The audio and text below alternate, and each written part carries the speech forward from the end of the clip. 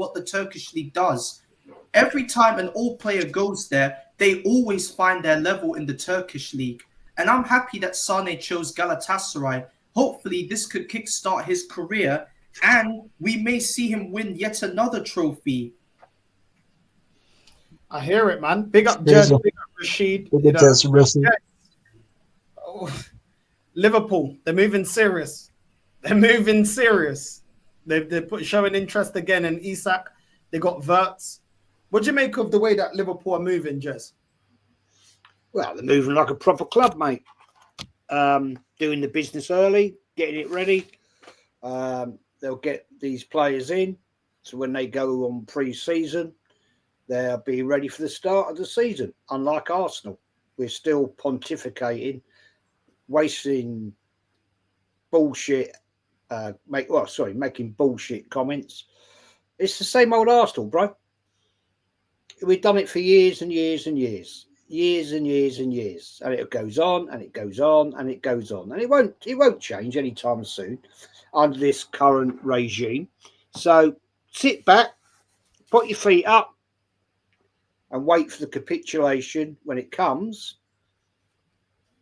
to end of July, and we're still talking bollocks, which is what this club does. So yeah. Respect to Liverpool, they're doing the right thing. Man City, they're doing the right thing. I'm sure Man United will do the right thing. Arsenal will sit there and talk bullshit. And we're going to have all the Arteta fans out there on YouTube giving it the same old rubbish. They always do. And it's already started. What was it that Lee Judges said? I saw something about Arsenal on par with Liverpool. How the hell are we on par with Liverpool? Liverpool won the league by 10 points. The football's better too. Come on, what are these top Arsenal fans supposed to be talking about here? We're on par with Liverpool. Liverpool just bought Wirtz up. What have we done? Getting rid of players before we bring players in. Dear God Almighty, this is absolutely nonsensical. It's mad. It's absolutely. Jez, all I can tell you is that don't have patience. It was just only the 6th of June. Now it's the 7th, the 8th, the 9th, the 10th. Be patient. It's all right. So don't panic. You know where we're gonna panic? We're gonna panic on the last day. Oh shit! Where did I put the paper? Why did I put them? Then the whole office is all, you know, they're calls and shit and trying to get players. That's what's gonna happen. We're just gonna panic on the last day and then buy some Zubimendi we got and buy some player that all of us don't want here, and then we'll tell them that player's shit, and they'll tell us no, he's a project. He'll be all right in next few years. Just be patient again. So the patient is repetitive. So every time you tell them something, it's always be patient. Do you know what I'm saying? Be patient, be patient. And you know what? Yo, North, you remember we were talking about Arteta when he told us that in the press conference, he said, it depends. It depends on the schedule. He got the script. He had the script, bro. Let's be honest. Did you see the games we have, people? Man United away. Leeds, we're not going to count. Liverpool away. With all due respect to Leeds, man. That man, I know. Nottingham Forest at home. Yeah. Man City at home. And Newcastle away. From these teams, yeah, I can see 7 points. Max. 7 points. Even if we get more, we're not going to start a good start. So it might happen. I don't believe that he's going to get sacked by Christmas, regardless of what happens. Even if he loses the first 5 games, do you know what I'm saying? They'll just be like, "Oh, it was the schedule." Yeah, he's still here. Yeah. It's the schedule. It's not his fault. It's not his fault that he had Man City and then he had Man United. Sexuals, man. That's the Arteta sexuals. Look, let's put the cards on the table right here. Was Kenny would say, let's put the nuts on the table, right? To coin his phrase. Look.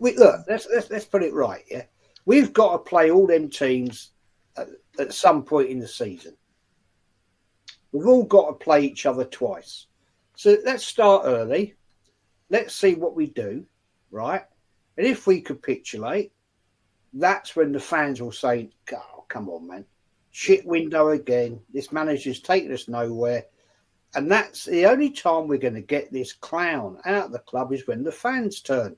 And they started to turn, let's get it right, towards the latter third of last season. Fans were getting fighting in the North Bank, right?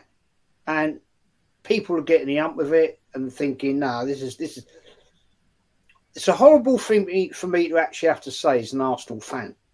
Really is a horrible thing for me to say. I fucking hope we lose. Yeah. That will get this clown out of the club. Yeah. Get him gone. Cut our arm to save a body. I know what you mean. Exactly. Cut our arm is to save for the body because it's not going anywhere. I mean, with Madueke. Madueke? Bro, look at the standards of other clubs here. Like, I know people look at PSG here and be like, yo, PSG, cool. Like they're winning the French league, winning the cup every year winning the cup. Once or twice, Lille might win it and stuff, but they'll dominate in French football. Caught up with Saint Etienne because they were the most successful in terms of league titles. Caught up with them, and they still said, you know what? The way we're approaching the Champions League isn't the one.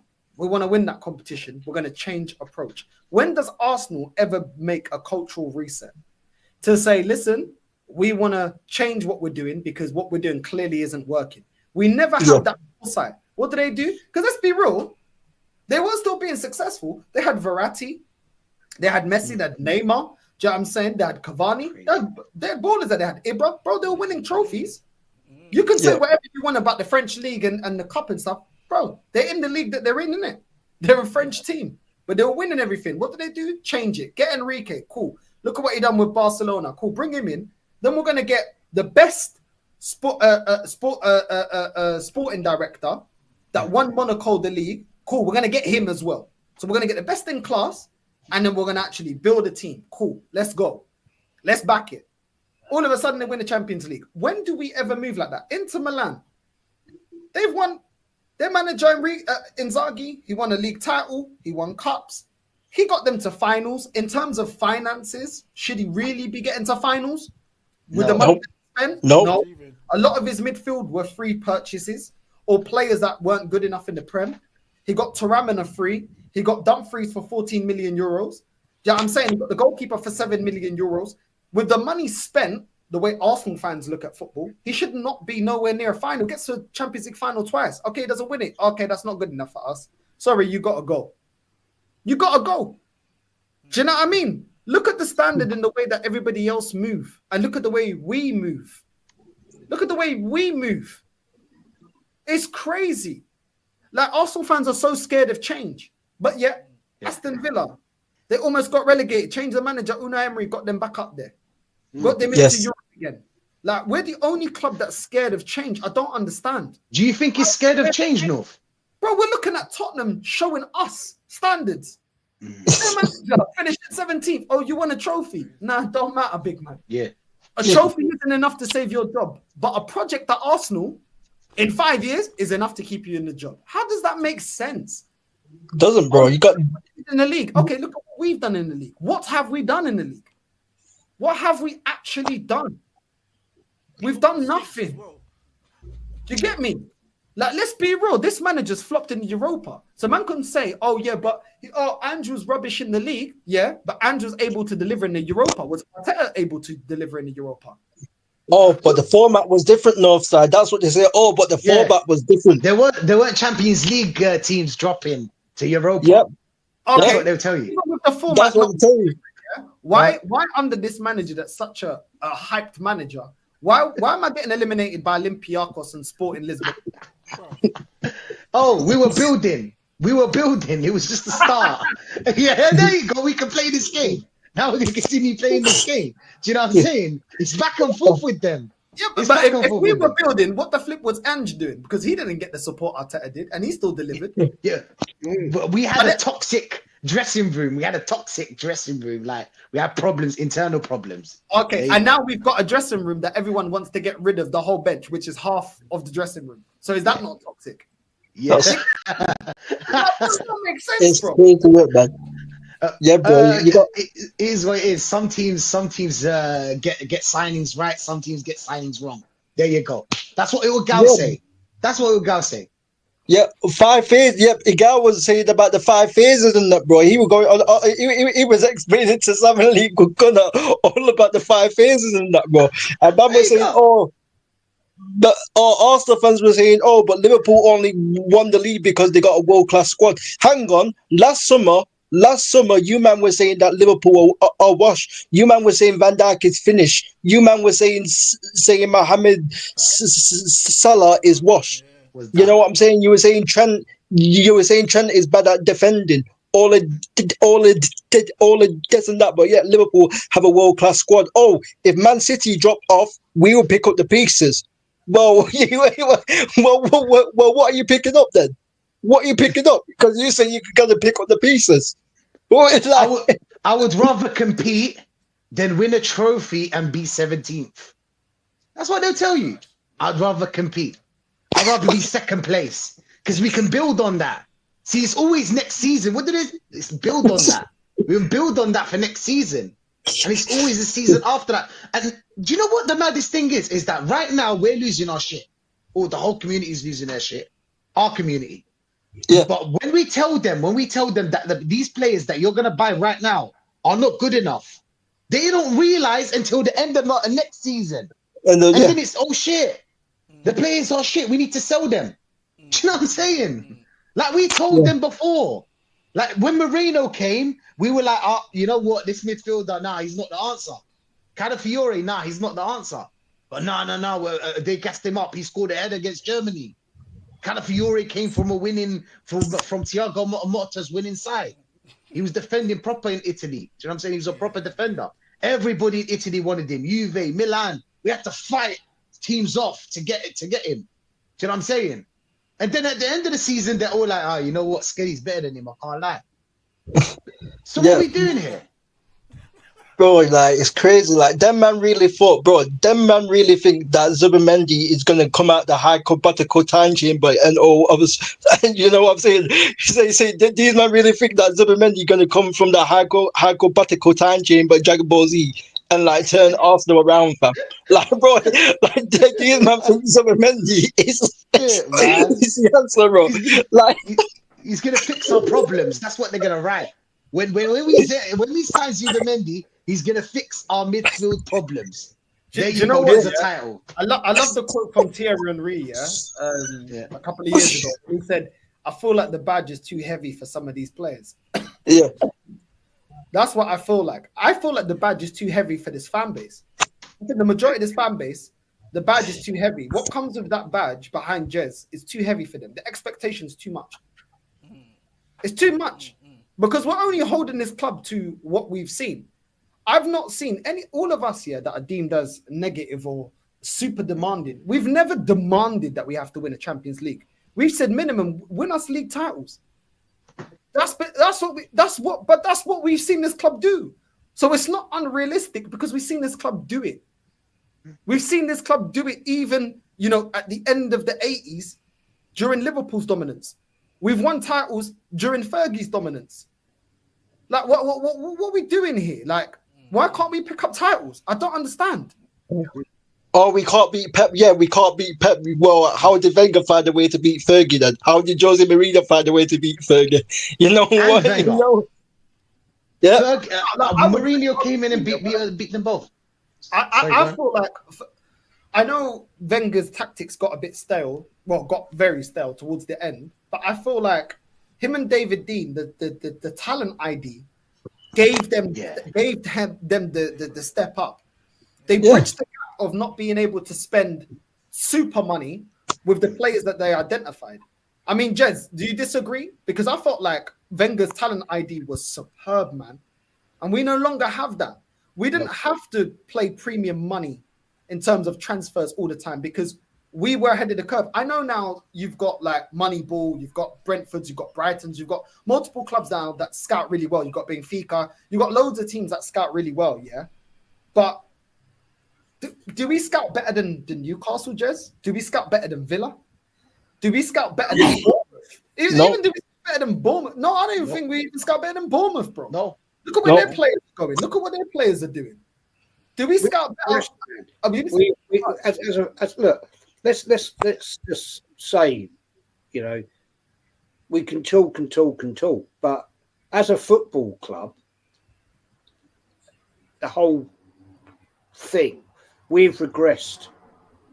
And I was having a chat with somebody online today, privately, an old mate of mine, and he actually put it up. We don't have the attraction as a club anymore. That badge that was once the attraction, the magnet, players wanted to play for that badge. We had management, we had managers, couple of 3-4 managers, if you want to put it that way, that players wanted to play for. We haven't. Look, come on, let's be honest. Who on earth does Arteta attract to this club? If players like look, you know, Zupermendi, Sesko, Grokeres, all these names that we get thrown around, if it was serious, man, they'd have been signed, sealed, delivered, photographs taken at the Emirates with that smirky prick Arteta and Berta. No, none of that's happened.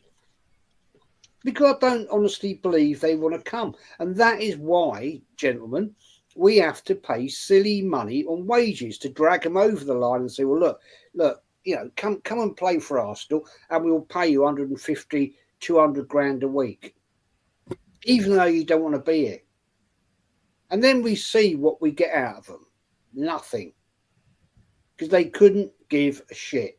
Because if you're earning 200 bags a week, mate, Northside, if you're earning 200 bags a week as a gas engineer, right, for a company that you absolutely detest, you're going to turn up every day. You're going to do what you've got to do, safety-wise, be conscientious. But are you going to give it the extra 100%? Of course you ain't. Of course you're not. You're just going to take what you got and say, thanks very much, I'm off home now. What, you want me to do another hour tonight? Nah, sorry, mate. I've got to get home, man. I've got to go and see my good lady. Yeah. And that's how it is in real life. And I do not see any attraction to this club anymore because we've got a shit bloody manager. And when people wake up and realise this guy is an absolute pathetic clown, then we may get it over the line and get him out of the club. I'll tell you right now, we're heading down the same road of disappointment that we've done for the last 5 years. This guy will do exactly what he's done before. It will be all panic, right, coming towards the end of the window. These supposed players that we were going to get, they won't turn up. They've gone somewhere else. Zupermendi is already looking at Real Madrid. I can't blame him. I'd go to a proper club. And for me to have to sit here as a lifelong Arsenal fan and make that statement, I find shameful on my behalf. But that's what we're looking at here, guys. We have a shit management base, we have a shit ownership, and we have a shit manager. So we ain't going to achieve nothing. But I'll tell you what, it'll be the same bollocks we saw last season. All this manager will try and achieve is Premier League and Champions League. And if we weaken our squad, we've got Partey, by the way, going out the door. He's for free. One of our best midfielders. Right? Man. Who's going to replace him then? We're getting players out faster than we're getting players in. Yeah. So what are we doing here? What are we doing not here? having Partey in that PSG game is why we lost it. Do you know what I mean? So Yeah. and then after all of that, man's gonna get rid of it as if it meant nothing. Do you know what I mean? It's like, come on, bro. Like after a while, it gets long in it. Like you got opposition fans saying to us that our manager's deluded. Do you know what I mean? After a while, it's like it's affecting the club that we've supported all these years. Do you know what I mean? Yeah. Like, the club's been here way before Arteta, but yet our reputation's becoming like whatever people's reputation of Arteta is. Do you know what I mean? So that long-term delusion, like it's becoming a common thing where we almost look bad supporting the club because we have Arteta as a manager. Do you know what I mean? When really it's like, bruv, Arteta is the one that's kind of put this stain on our club of delusion and like these terrible quotes that he has in his post-match interviews. And do you know what I'm trying to say? Saying we was the better team against PSG. PSG won the fucking Champions League, bro.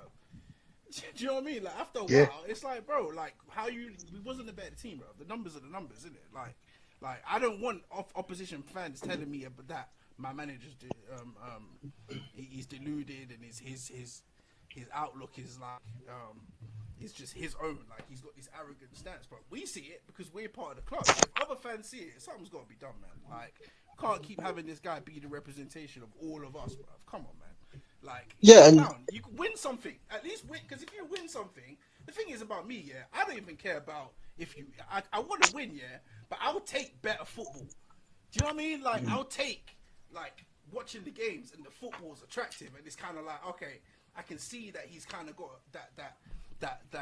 those philosophies of playing quality football. Yeah. Do you know what I mean? Putting good quality players together, coaching players, making them better, and the football's appealing. But it's like the football stinks, the results stinks, and we ain't getting no trophy. Do you know what I'm trying to say? And you want me to believe that you're the guy coming in second with no trophies yet? Ten Hag's won trophies. Do you know what I mean? Ange got sacked and he's won a trophy. Do you know what I mean? So like, why would we look at you as the man? Do you know what I mean? After a while, it's like, bruv, you're a tramp. Either win this year for me or you're a tramp. Because real winners, real managers win trophies. It's the end of the day. That's Taylor's oldest time, bro. Do you know what I mean? You know, Jez said, who does Arteta attract? He attracts these fans. That's who he attracts. I swear, think about it. The best looking Spaniard we know. How about we talk about some football, bro? How about we talk about we can't sell any of these players? How about we talk about Lokonga's coming back to this club and we're letting Partey go? Partey for Lokonga. Do you know what I'm saying? Lokonga that you couldn't sell him for more than 8 million. Was it 8 million? I don't know. It was a certain amount that Sevilla was like, yo, listen, we're not going to buy for that, man. We're going to let Partey go and we're not going to buy two midfielders. Because it's just dumb to let him go. Because if you want to get a midfielder that's on his level, you need to pay at least 50, 60 million to get a midfielder that's on Partey's level. So you're going to tell me with you doing the Klarna thing with Zubimendi and having 100 million and you need to sell a star player, how are you going to buy two midfielders? You already bought Zubimendi's 10 million more, by the way. We're going to pay them 10 million more. And Zubimendi's waiting because I've heard that Xabi Alonso doesn't want Tchouameni no more. So he's waiting. He you know what I'm saying? He's assessing his options. Let me see if Real Madrid calls me. If not, Arsenal are the option. All right, cool. We get Zubimendi, but we've got Partey. We lost Partey, arguably our best midfielder in the team. I just believe that Skelly is the best midfielder in the team, but Partey is the real midfielder that is actually better than both an Odegaard and Rice. You've seen our midfield without Partey. Now we're letting him go for free. It's the thing is that we don't even sell. We're not buying and we're not selling. Nothing's moving. Nothing's moving, bro. We've been waiting every day. Refreshing Romano. No news. No news of anyone. Just these stupid news about Madueke and a striker from the Ukraine, and you know what I'm saying? Like Rashford. And what if Watkins is the fail-safe option? Watkins, fail-safe option. They prepare you from the start that the fail-safe option is going to be Watkins. So everybody, when we sign Watkins, nobody's going to be shocked. Nobody's going to be shocked when you sign a striker like that. But it will happen like every season. We're going to tell them this player ain't good enough, but they'll tell us that this player has potential and Arteta can fix him. Do you know what I'm saying? And then when it comes to January, oh shit, we need players again. Where we don't know what to do, we need players. Do you know what I'm saying? And it's again and again and again. It's really a series. It's like we're actors, we're paid actors, and we know the script already. Do you know what I'm saying? You're watching your own series. That's what it is. I know what's gonna happen. I know what they're gonna tell me. It became boring now. It's boring Bro, now. do you remember when we were seeing Berta at the games? He was watching the games, the last couple of games, when he came in and he was shaking his head and he wasn't looking impressed. But I'm sorry, Berta, if you don't know what players we need, why the fuck were you at the games, bro? You could have recorded the games and been scouting players elsewhere. You could have been out with the scouts. You don't have to watch the game, because at the end of the day, Arteta gets a video recording of the game. They go back on it and train it. They work on. Well, I don't think they work on it. They probably watch it like it's Netflix and chill.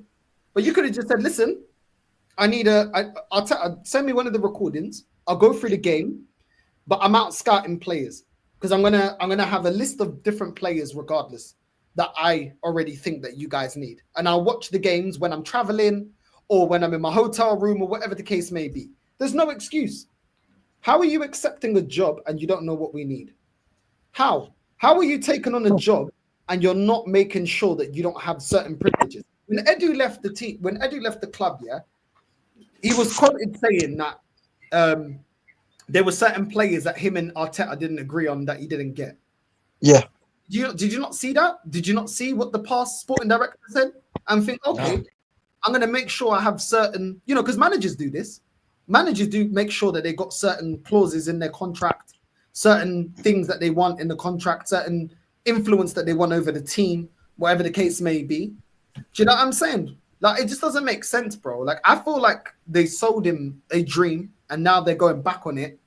And now we're seeing a clash of ideas. But It's crazy though. The Cronkies, it's like, I don't know why you're over involving yourselves, because there's no point appointing somebody and then not letting them do their job. Like, one thing that Roman was great at Chelsea, and he was an absolutely amazing owner. Yeah. He knew how to identify people that were experts in their job. He'll let you get on. He's only there for the results time. If you didn't get the results, right, you need to go. I've given you enough time. I'll give you the money. I'll let you get on with but I want the results. What we do is we get behind the novice, we give him the money, and we say, yeah, everybody just follow him. And then when he doesn't get the results, we'll just go with whatever excuse that comes out of his mouth. I don't understand this. Like, I get that the Cronkies aren't footballing people, but is FSG footballing people? Exactly. Nope. I still see FSG appointing the right people. When they get in their sporting director, they hit the nail on the head. When they get their manager, they hit the nail on the head. Most of their signings, nail on the head. Are they footballing people? You don't need to be an expert in every aspect of your business to understand that you can get people with a good CV, that are proven record, that you can say, okay, this person's a competent person. And I will sit and I will allow them a certain amount of power, but I will be overviewing the results for the business. Do you get me? You don't need to be an accountant to understand if you got a good accountant or not. You can tell by what he's doing if he's doing a good job or not. If you're self-employed, my mum's self-employed. Yeah, how does she know? She doesn't do accounting. How does she know a good accountant? Because she's had bad accountants, she had good accountants. She knows which accountants can let her, okay, you can claim this back, you can do this, you can do that. So I'm not asking the Cronkies to know every aspect of football. I'm just asking you to appoint the right people to make the right decisions and at least hold them accountable. Because at the end of the day, we're holding the players accountable. We're getting rid of Zinchenko. This club has a habit of being very inconsistent when they hold players accountable. If Aubameyang allegedly falling out with the manager, is not doing his thing, okay, you go. Okay, Zinchenko, you're not playing, you go. Tommy Asu, the fan base want you at your injury prone. Jesus, you're injury prone. We want you gone. The Conga, Nuntavad, you ain't doing it. Okay, cool. Where's the same energy for the manager? Where's that energy for this manager? Because he has requirements that he has to make. Start of this season, the expectation was he has to win a major honor. Why is he not being held accountable? That's it. The only person at Arsenal Football Club that never gets held to account is this manager and Odegaard. Yeah. Them, they're the untouchables. Yeah. I don't get it. He's overachieving. I don't get it, bro. Like, it's not that hard. At the end of the day, why can't I said this before? Why can't we buy a stake in Moneyball? Why? I said this before. If we're saying Brighton and Brentford using it well, why can't we get a stake in Moneyball? Why can't we use that? Why can't we buy into that or something? Yeah. Why We can't go out there and get it, bro. We should have been in when PSG were doing this money, but we should have went in for the sporting director at PSG. Okay, yeah. We should have went in for him. Why didn't we? When they were doing the Galactico thing, why didn't we go in for him? Oh, Campos. I think it's Campos. His name. Campos. Yeah, that's his name. Yeah, it's crazy, man. Like, bro, Brighton got Like, this is what I'm saying. This is what you were saying, bro. Teams like Brighton have got better scouting than you, bro. Brighton scouted freaking Caicedo and McAllister, fam. Them man got Caicedo for like 4 mil, bro, and they got McAllister for cheap as well. And look what Caicedo and McAllister are doing at their clubs right now. Liverpool got Ryan Gravenberch for 35 mil. Look what Gravenberch has done to the Liverpool team. Yeah, Tottenham got Van der Ven. Like, bro, like, there's players out there. There's always been players on the market, bro. But simply, these men are not looking hard enough, fam. Like, and this is the thing. Berta wasn't letting Simeone bad him up, but he's letting Arteta bad him up, fam. It's just crazy work. If we wanted the youth project, yeah. Sorry, King, yeah. Quickly, if we wanted the youth project, yeah, we should have got Luis Ocampos for his job that he did at Monaco. Should have got him as a sporting director. You should have went and got Enrique as a manager. That's great, working with young players. Yeah. Then you could have went youth project. Yeah, cool, no problem. You should have had a good relation with Benfica and Dortmund and these kind of clubs that always pick top young players. Yeah. Then you should have had a connection with South America, because there's a lot of South American ballers that perform at the highest level. You should have had connections with Brazil and connection with Argentina. Yeah. If you wanted to do a youth project, because PSG, that's what PSG went and got Ocampos. They went and got Enrique. We should have had a good relations with La Masia. Made sure that we're getting the best players at Barcelona are overlooking when they're doing the whole. They wanted to do their whole Galactico thing, and they wanted to go spend money on Griezmann. We should have been there in La Masia. Cool. We're going to La Masia, taking the best. We're going to Benfica, that flipped the most money in young players, taking their best youngsters. We're going to get Ocampos, that this guy has got an incredible scouting network when it comes to young players. We're going to get Enrique that can work with youngsters, or we can get Inzaghi that is a great tactical manager as well. And all of a sudden, this youth project would have looked a lot better, because we have absolutely been embarrassed here by PSG and Barcelona. Yep. Both teams have spent money that we can spend. Both teams have given chances to their academy that they overlooked. You remember when what was it? Was it Coleman that kicked PSG out a couple of seasons ago out of the Champions League? Yeah. I think so, yeah. So wait, which year are we talking about here? I can't remember the year. Do you remember when PSG got knocked out against Bayern and it was one of their ex? Oh, Hansi Flick. Is it Hansi Flick in the final? We talk about that one. I think was it the final? I think it was in the semi. I think it was in the semi. I think it was semis. I think it was in the semi. Oh, I think it might have been 21, are you talking something. about the Dortmund one? The one where Dortmund knocked the semis? No. I think it was Bayern. I swear it was Bayern that knocked out PSG a couple of seasons ago in the Champions League. Yeah, it was. Yeah, it was. Oh, yeah. It was an ex PSG. What's his name? Academy. It was. You're right. It was. I mean, to be fair, it was Coleman who scored in the Champions League final. Yeah. He was actually from the academy. Yeah. But this is the thing. The analogy you use, I see where you're coming from. Because let's be real, right? You guys got Fabregas from Barcelona, from La Masia. He didn't make his debut for Barcelona when he joined you guys. He was from our academy. You went straight to our academy, heard about this kid that we had there. And you know what the funny thing about the story of Cesc Fabregas is? When you guys went to scout Fabregas, you guys saw Messi. And you guys wanted Messi. But the club was smart enough to understand, there is no way we're giving you Messi. You understand what I mean, right? So you saw Messi. I think you guys saw Iniesta as well. You saw a few players that you guys really liked. So it wasn't just Fabregas. So I think if I'm not mistaken, I don't think even Fabregas was your primary target. I heard that apparently, from what I've heard, right? You guys heard about Messi and you guys were actually scouting him. But when you realized you weren't going to get Messi at all, you went in for Fabregas. You understand what I mean? Because Fabregas was like the second best player in the team. And Piqué was also in the academy at the time. And Piqué went to United later on. You understand what I mean? Right? So here's the thing. your points are valid. Sometimes you need to have sporting directors that have these connections. You understand what I mean, right? They have these connections to these clubs. They always have people like close to these clubs where they're gonna be like, yo, we have this player in this academy, bro. We have this youngster right here, right? We have this player, like have scouts in Spain, right? Oh, bro, there's this kid who plays for Las Palmas. His name is Pedri, like a very, very good young player. How did Barcelona get a player like Pedri? Because remember, we didn't sign him from a big club. He was playing in the second division when we signed him. He was in Las Palmas in the second division. And Barcelona saw no side. I remember the first time we signed Pedri, I didn't know anything about this kid. There was this YouTuber I used to follow, this Barca YouTuber, right, who used to do like all the news videos, right? He literally made a video when we signed him where he showed like a day after we signed him, he made like one of this insane assists. And I was like, yo, who is this kid? And he was like 18 at the time. I'm like, why is it that your academy, you can't find a sporting director that can do those things? You just mentioned it. Berta is a very, very good sporting director. But this is the problem with sporting directors.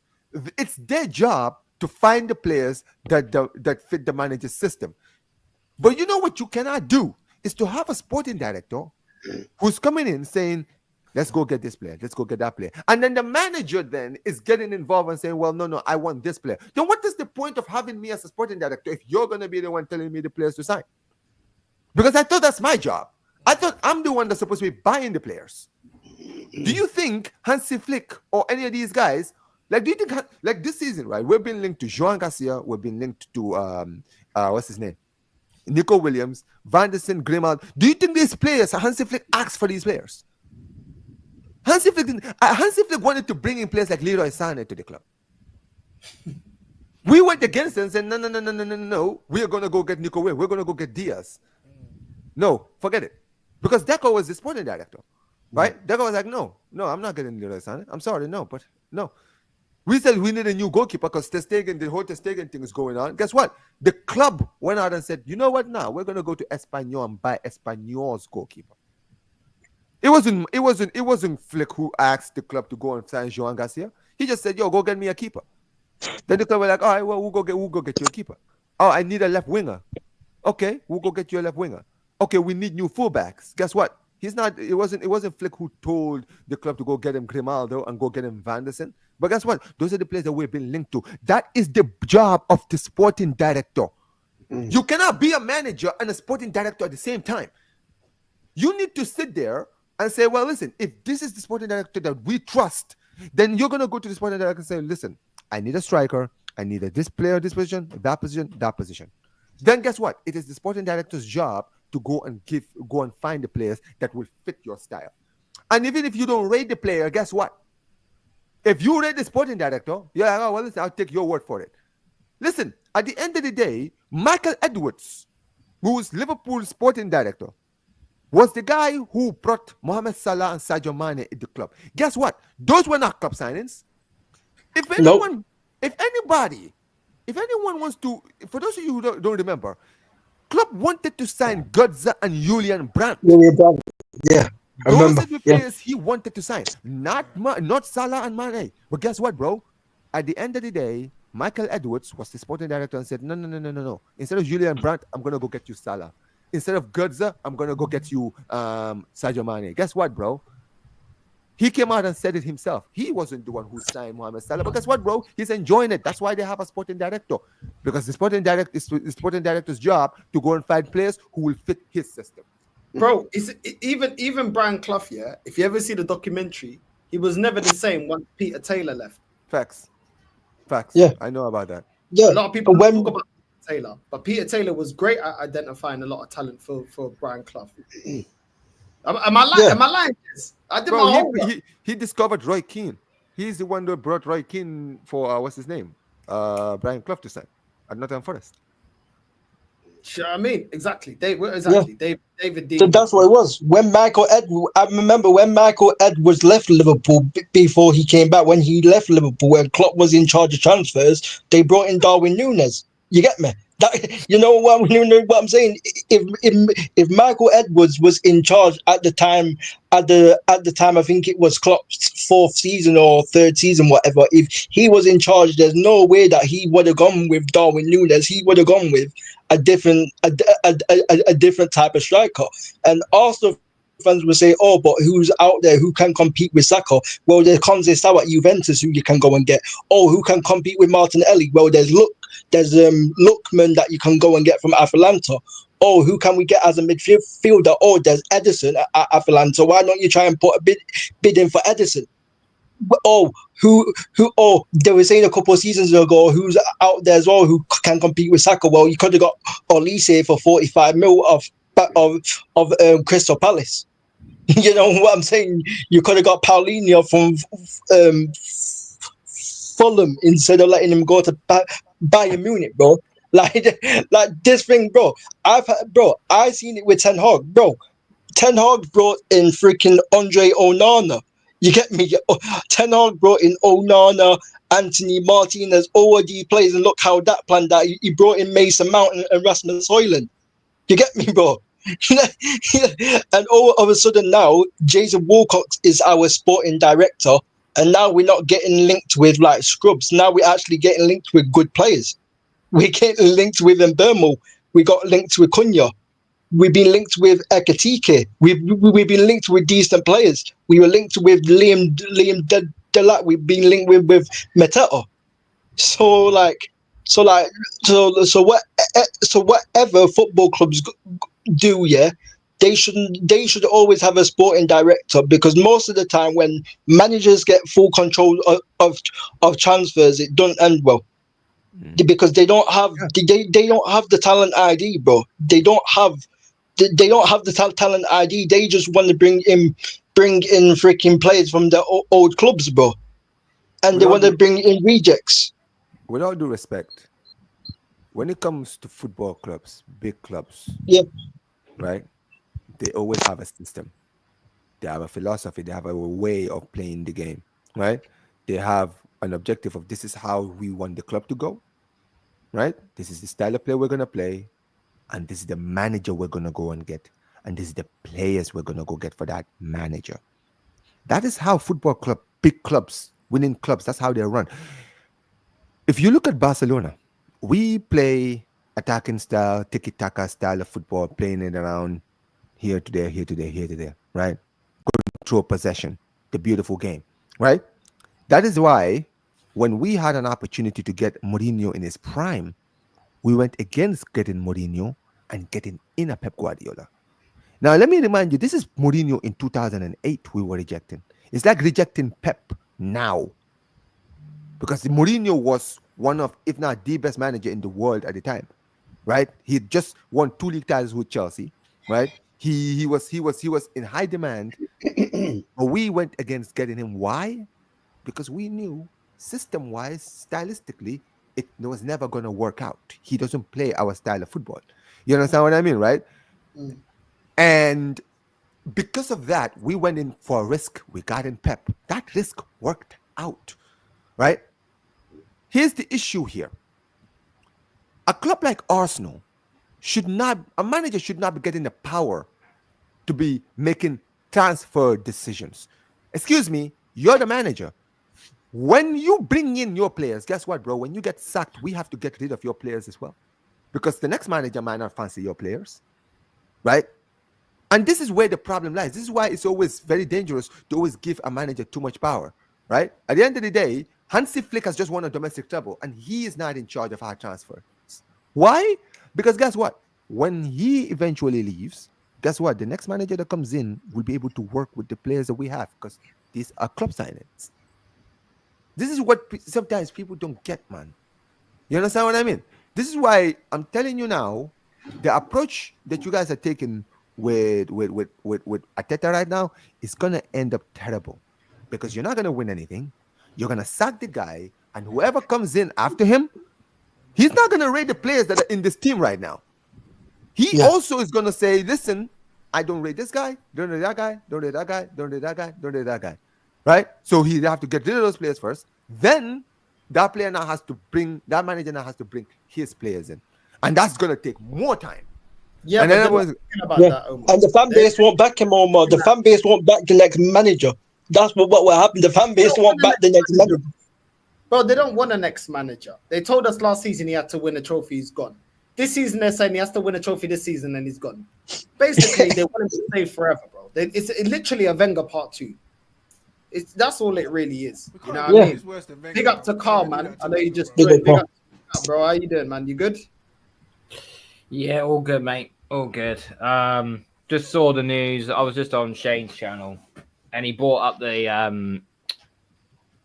the post from Sky Sports saying that currently we're interested in Chelsea's Madueke, in which I just flipped my lid. I was like, first Garnacho and now this. What is it? What is it with us buying? What is it with us being linked to Chelsea scrubs? Why? Why is it? It's a fetish for this freaking manager. I swear to God. We know we need a better. We know we need a clean cut striker. We know we need a better left winger to compete with Martinelli. We know we need a backup to Bukayo Saka, and instead you're going after scrubs like Garnacho and Madueke. I'm sorry, but at what point do we think? Hang on, what's going on here? Who's got control over this? Has Berta got control over this, or is it still Arteta? And a lot of people could say, yeah, okay, but I don't like the signing, but he's starting to become a fraud. To a certain degree, yes, I think so. But on the flip side of that, I also think he's being handcuffed here. I agree. Really, he is not someone who would go after Madueke. He is not someone who would go after Madueke. He knows talent ID when he sees one. So with all due respect, I'm getting more and more concerned as this transfer window goes on. And just to let you know, gentlemen, in 1 month's time, Arsenal go on pre-season. 1 month's time. We need a striker. We need 2 wingers, another centre-half, a left-back, a defensive midfielder, and potentially a backup goalkeeper. 7 players. Are we really going to get 7 players in a month? No. Cal, think about this for 1 second, right? Barcelona have been linked to 4 players. This season, you know this because we talk all the time. What have I been telling you? I've said Barcelona, we need to go and sign 4 positions, right? I told you we need a new keeper because the Stegen is not good enough, right? And Chesney, he's came back from retirement. He's going to go back to retirement soon, right? I told you we needed to get a left winger because even though Rafinha cooked last season, we only have those 2 who are firing, and we need another winger, right? So that we could put competition in that position, right? And then I told you we needed 2 new fullbacks because Koundé is not a right back. And Balde, as good as he is, he's not consistent enough. You understand what I mean, right? 4 positions were on our side, I told you. 4, right? That we desperately needed players in. Guess what? Barca have already signed a goalkeeper. We've just confirmed. John Garcia is in the door, right? Nico Williams, the deal has been agreed. And we are now being linked to Grimaldo from Leverkusen, heavily linked. And yesterday, we have been linked to Monaco's right back, Van der Sar. So, do you guys see what's happening here, right? We haven't even entered the summer transfer window. And Barcelona have basically signed 2 out of their 4 targets. Basically, before that transfer window even starts. By the time we enter preseason and go into Asia, we will have probably signed all our targets. This is the issue this is the thing. This is why no one is looking at Arsenal with any ounce of fear. Because when you're looking at Liverpool going to spend 150 million or whatever they spend on Florian Wirtz, you're looking at City, who are your title rivals, who will be back next season, buying Cherky, Reiners, and Nori, right? Right? Yeah, that's what I'm saying, right? So when you're seeing your direct rivals in Liverpool and City going out before the actual transfer window starts, going out to already buying players, and you're just sitting there being linked to Sesko, Madueke, flipping. Well, I heard you guys agreed. Garnacho. What? And you 4 signings already. Man City have made 4 signings already, and Liverpool they're about to make 4. King, you know what the funny thing is? I said this earlier today because I was doing a stuff on my channel earlier, right? Yeah. I literally said this. I said, you know what the funny thing about some of these people are, right? These people that do these things, right? Yeah. They will always call out people like Northside for not going to games or not spending money in the club. This is the analogy I've always used, right? Yeah. If you have a family member or someone who you love so much, right, going through some stuff, every time you give this brother money, he's going out to go and buy drugs or alcohol. That's what he's doing with your money all the time. Are you going to keep funding him? No, because at some point you're going to realize the money that you're giving him is actually making his life even worse. You're actually contributing to his life spiral even worse. So if you care about the guy, you're going to stop spending money on him and you're going to call him out for being the way he is. You're going to be critical of him. You're going to criticize him. You're going to go off on him because you care that much. If you care about someone, you got to let them know the truth, the harsh truth. Sometimes they're not going to like it. They're not going to like it. But dude, if you care, you got to let them know. Yeah. You understand what I mean, right? With some of these people, they don't even realize that the more money that they're spending on the club, the more they're sitting there choosing to ignore, closing their eyes to all of this stuff that's happening. They are setting the club back because the funny thing about someone going through, when you see someone who's going through addiction and you say nothing, guess what, bro? They're not gonna stop. Because if you're someone who cares about them and you're sitting there watching them going through it, bro, and you're saying nothing, then clearly they're gonna think, hey, there's nothing wrong with what I'm doing since this person is not telling me that it's wrong. It's the same thing like when you have kids, bro. When you have children and your children are misbehaving, you nip that to the bud. It's not because you hate them, but guess what, bro? If you care about your kids, you discipline them when they do wrong. Yes. When they do wrong, because if you don't, guess what? They're never gonna see the wrongs of what they're doing, and that's the same thing with football. Don't tell me it's different. In football terms, the fact that Barcelona, we sit there, we boo the club, the owners, the club, the players, all of these people call us harsh. Guess what, bro? When we boo and we criticize, guess what? The club are active because they know the fans are not happy, right? But when you guys sit there, some of these fans, right, sit there and say nothing, zip them out, and the club just keep doing the bare minimum every single season. They're like, oh, I wonder when is the club actually going to be serious? They're never going to get serious because until you guys finally show how you feel, and I mean every single one of the Arsenal fans come out and show how they really feel, nothing is going to change. It's going to be the same thing over and over and over again. And you're going to see all these clubs, the show, Omar. And you're going to see all these clubs like United and Chelsea and all these clubs who are not doing well right now go past you, and you're going to be sitting there wondering how did this happen. Well, yeah, I said that at the start of the show, Omar. Like, do the rebuild, bro, long. Yeah, like I said that at the start of the show. When I was growing up, like most of my cousins were in academy. So some of my cousins started at Fulham Academy, and then some of them went into the Tottenham Academy. And this is what I don't understand about not being able to criticize players now. Like, all the players used to get criticized. When I'd go along, before I wanted to take football serious, and then I gave up on it. I just felt there's too much politics. I couldn't be bothered. My cousins were always getting told what they did wrong, not what they did well. Not just by my uncle that would take them, but also by the coaches. When you criticize Odegaard, you can't criticize Odegaard. You can't criticize Saka. It's like, bro, what are we talking about? What are you talking here? What are we talking about? Like, to make it as a footballer, you're constantly getting criticized about what you're not doing. If you're not tracking back, if you're not taking on your man, if you're not making the right passes, if you're not reading the game. I remember would go past the living room, and my uncle's like, yo, what are you going to do? We're like, yo, we're going to play PlayStation PS2, innit? He's like, no, you're not. Sit down. You play rubbish on the weekend.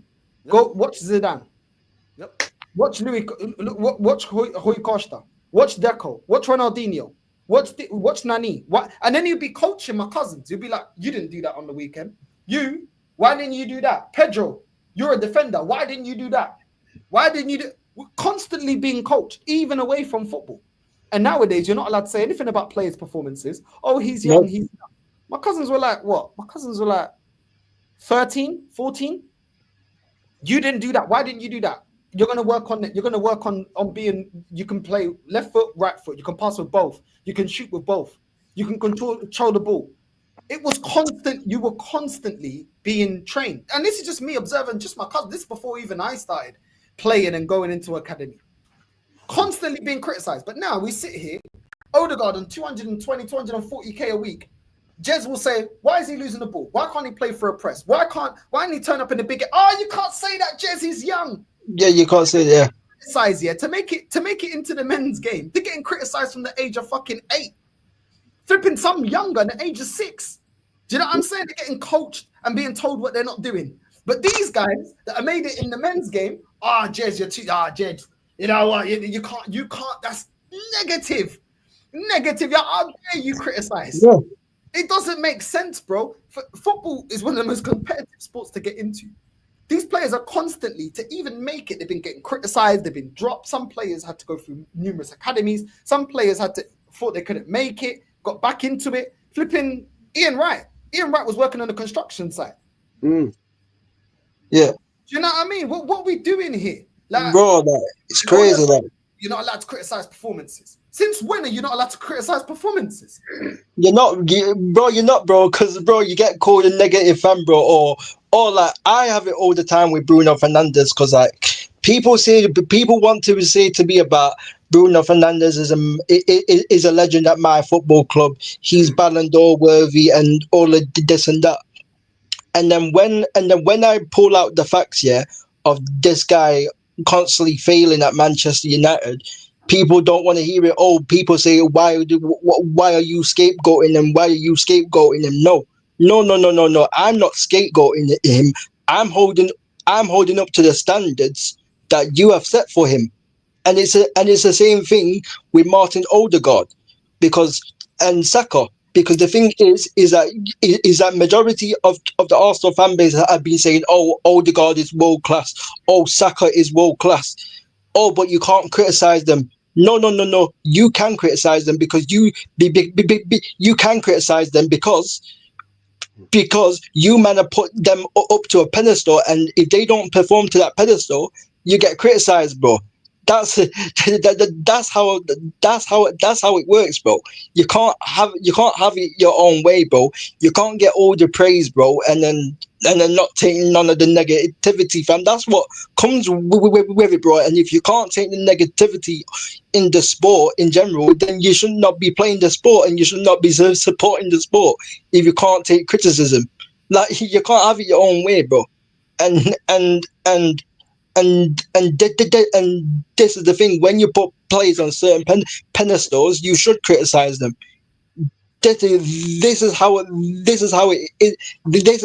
is in life. Not everyone gets their own way in life. Everyone has to, whether we like it or not in life.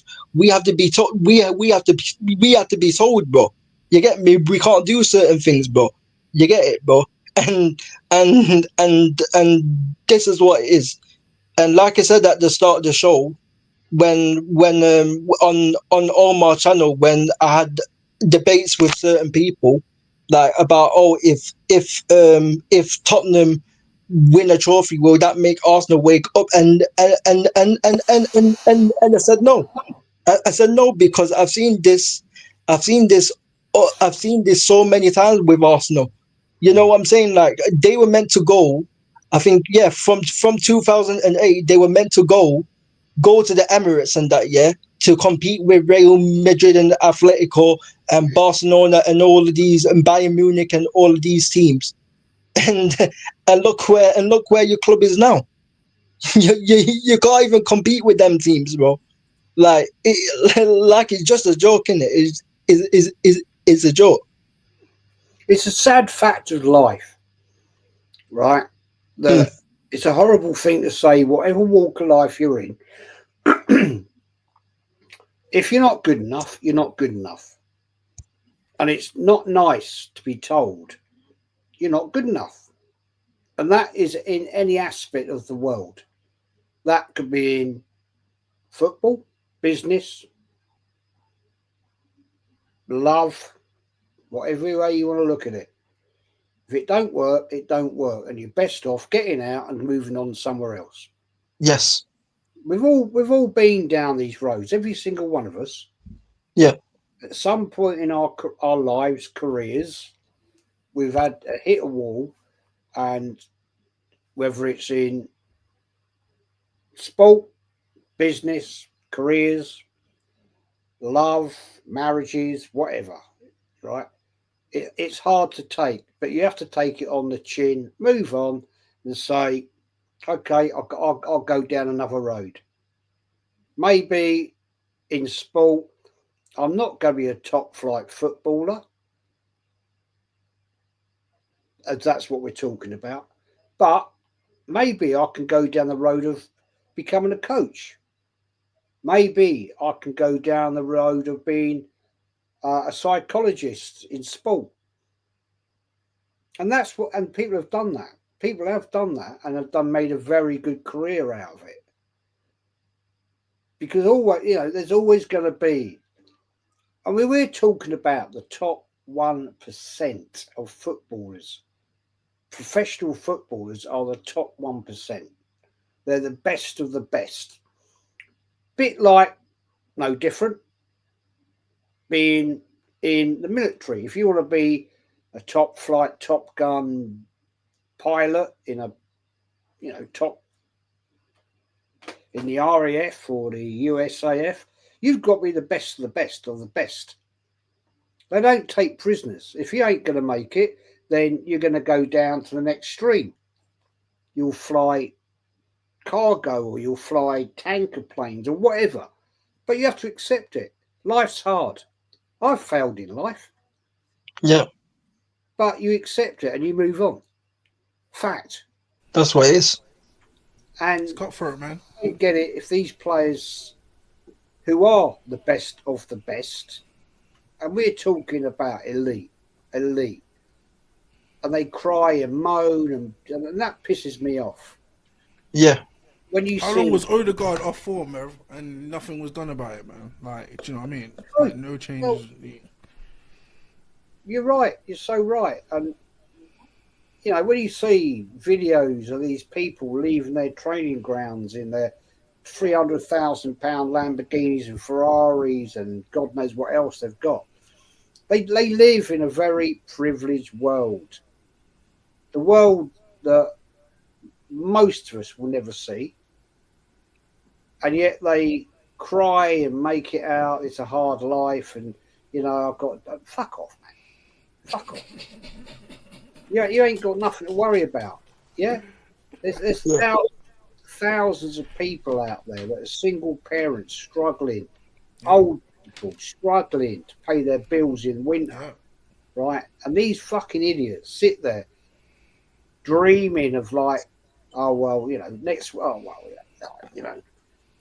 it's like probably sitting at home on their iPad and going, quite like that Lamborghini. I might order that one. Oh, I like that Bentley. Bentley's nice. That's 300, 400. Oh yeah, 400k. 400k. Yeah, like that. Yeah. Yeah.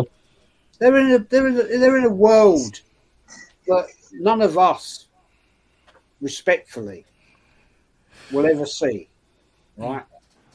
And it pisses me off because they are so privileged and protected. I think it's a bloody disgrace to the real, true fan that goes week in, week out, like a lot of you guys do. Right? I did it for 45 years. And I got pissed off of it. I said, no more. I've done it. Enough. I've got enough.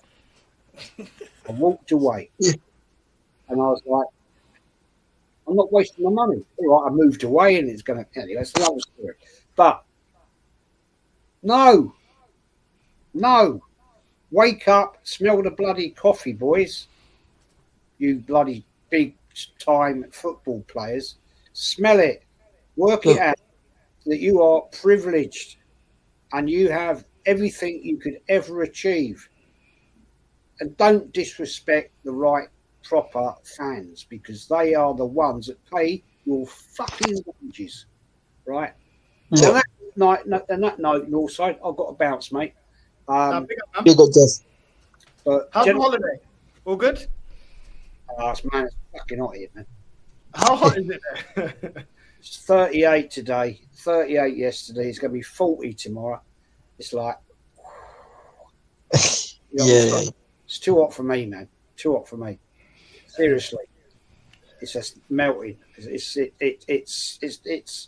I'm not a sun worshipper. I like the Wolf. I just sit in the shade, man.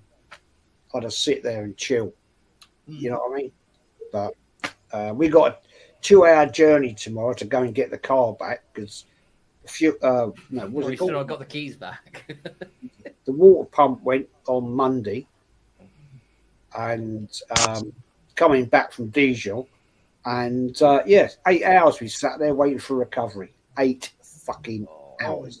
Days. No air conditioning, nothing. And it's been recovered and taken down to Lyon, which is 2 hours down that road. And we've got to somehow get there. We probably have to go by train. Never been to Lyon before, ever. Don't know where we're going. But we've got to get there and get the bloody thing back. And we've got to pay the bill, which is about 1,100 quid. Lovely. Happy holidays. Happy holidays. Right, guys. Is what it is, I suppose. That's always the journey, being over here. Northside, as always, my throat. Thank you, as always. Gentlemen. Legend. Carl. Big up, Jazz. The guys I've never met before.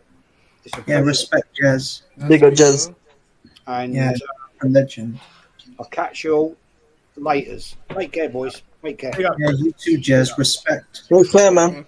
big up, man. Make sure you're subscribing to Jez is Arsenal. Make sure you're subscribing to the channel. And big up to everyone that's locked in, man. Yeah, man. Let's I'm gonna wrap up the show anyway. It's been 3 hours. Flipping out. I wasn't gonna do a 3-hour show, but there you go. It's Take care, man. Take care. Big up, Jez. Big up, man. Big up. Legend. Yeah, Big bro, up, it's a run, and that's what it is, bro. That's what it is. The club just got your chest in it, like the club just got your chest, but it's like, bro, it's like, bro, with a lot of these men in society now, yeah, like, bro. Speaking to bro, people have to understand, yeah. There's no nice way, yeah, of saying the truth, bro. People think there's a nice way of saying the truth. like there's no nice way to say the truth, bro. I remember when I was a kid, fam. I remember, yeah, going to my nana's house every week, yeah, and every time when my cousins used to misbehave and that, they used to get the wooden spoon, the black belt, everything, fam.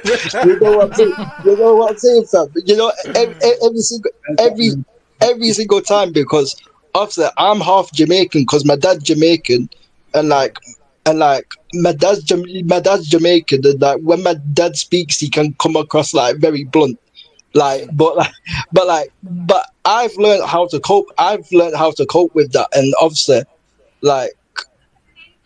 my granddad from my dad's side and my nana from my dad's side, they are fully Jamaican. So like I've grown up like in a Jamaican household, so I know what, you know what I'm saying. I know what discipline is, bro. You know what I'm saying, bro. But most of these men don't know, bro. You get me, bro? Most of these young G's don't get the beatings, bro. You get me, bro? When they misbehave, bro, they will say, oh, it's okay, you're my son, it's okay. It's, you know what I'm saying? It's okay, you know what I'm saying? But it's like, it's not okay, bro. It's like sometimes you have to just get beat, bro. Like this is what it is. So I just want consistency, man. That's it. Yeah, I just want some consistency, bro. That's why they don't like. If Odegaard's not playing well, take him off. Do you know what I mean? If someone's not playing well, take him off. Try something else. Do you know what I mean? Like, how long was Odegaard injured and man wouldn't play Ethan? Do you know what I mean? He just wouldn't play Ethan was locked up, eventually he played him. Ethan started balling out, and then it was like, all right, cool. Like as soon as Odegaard came back, Saka came back, Ethan was gone again. Do you know what I mean? Yeah, bro. And not once did we see Ethan and Saka on the pitch at the same time, just to see like what could possibly come from just doing something different. Do you know what I mean? Like, man was locked up by if Partey makes a mistake, if any one of them men make a mistake that ain't in his good books, like he's gonna come out, he's gonna trash them in the media, or he's gonna do something. Do you know what I mean? As opposed to like just being consistent, bro. Just some consistency, man. If you're not gonna follow through and win a trophy, get out, bro. Like, do you know what I mean? By your own standards. Do you know what I mean? Don't tell us be patient, bro. We've been as patient as possible. Do you know what I mean? It makes it seem like there's something wrong with us. Like, we're the problem. Like, our outlook and all that's the problem. When it's like, bro, man grew up on Thierry Henry, bro. Man grew up on Robert Pires. Do you know what I mean? Like, man grew up on ballers.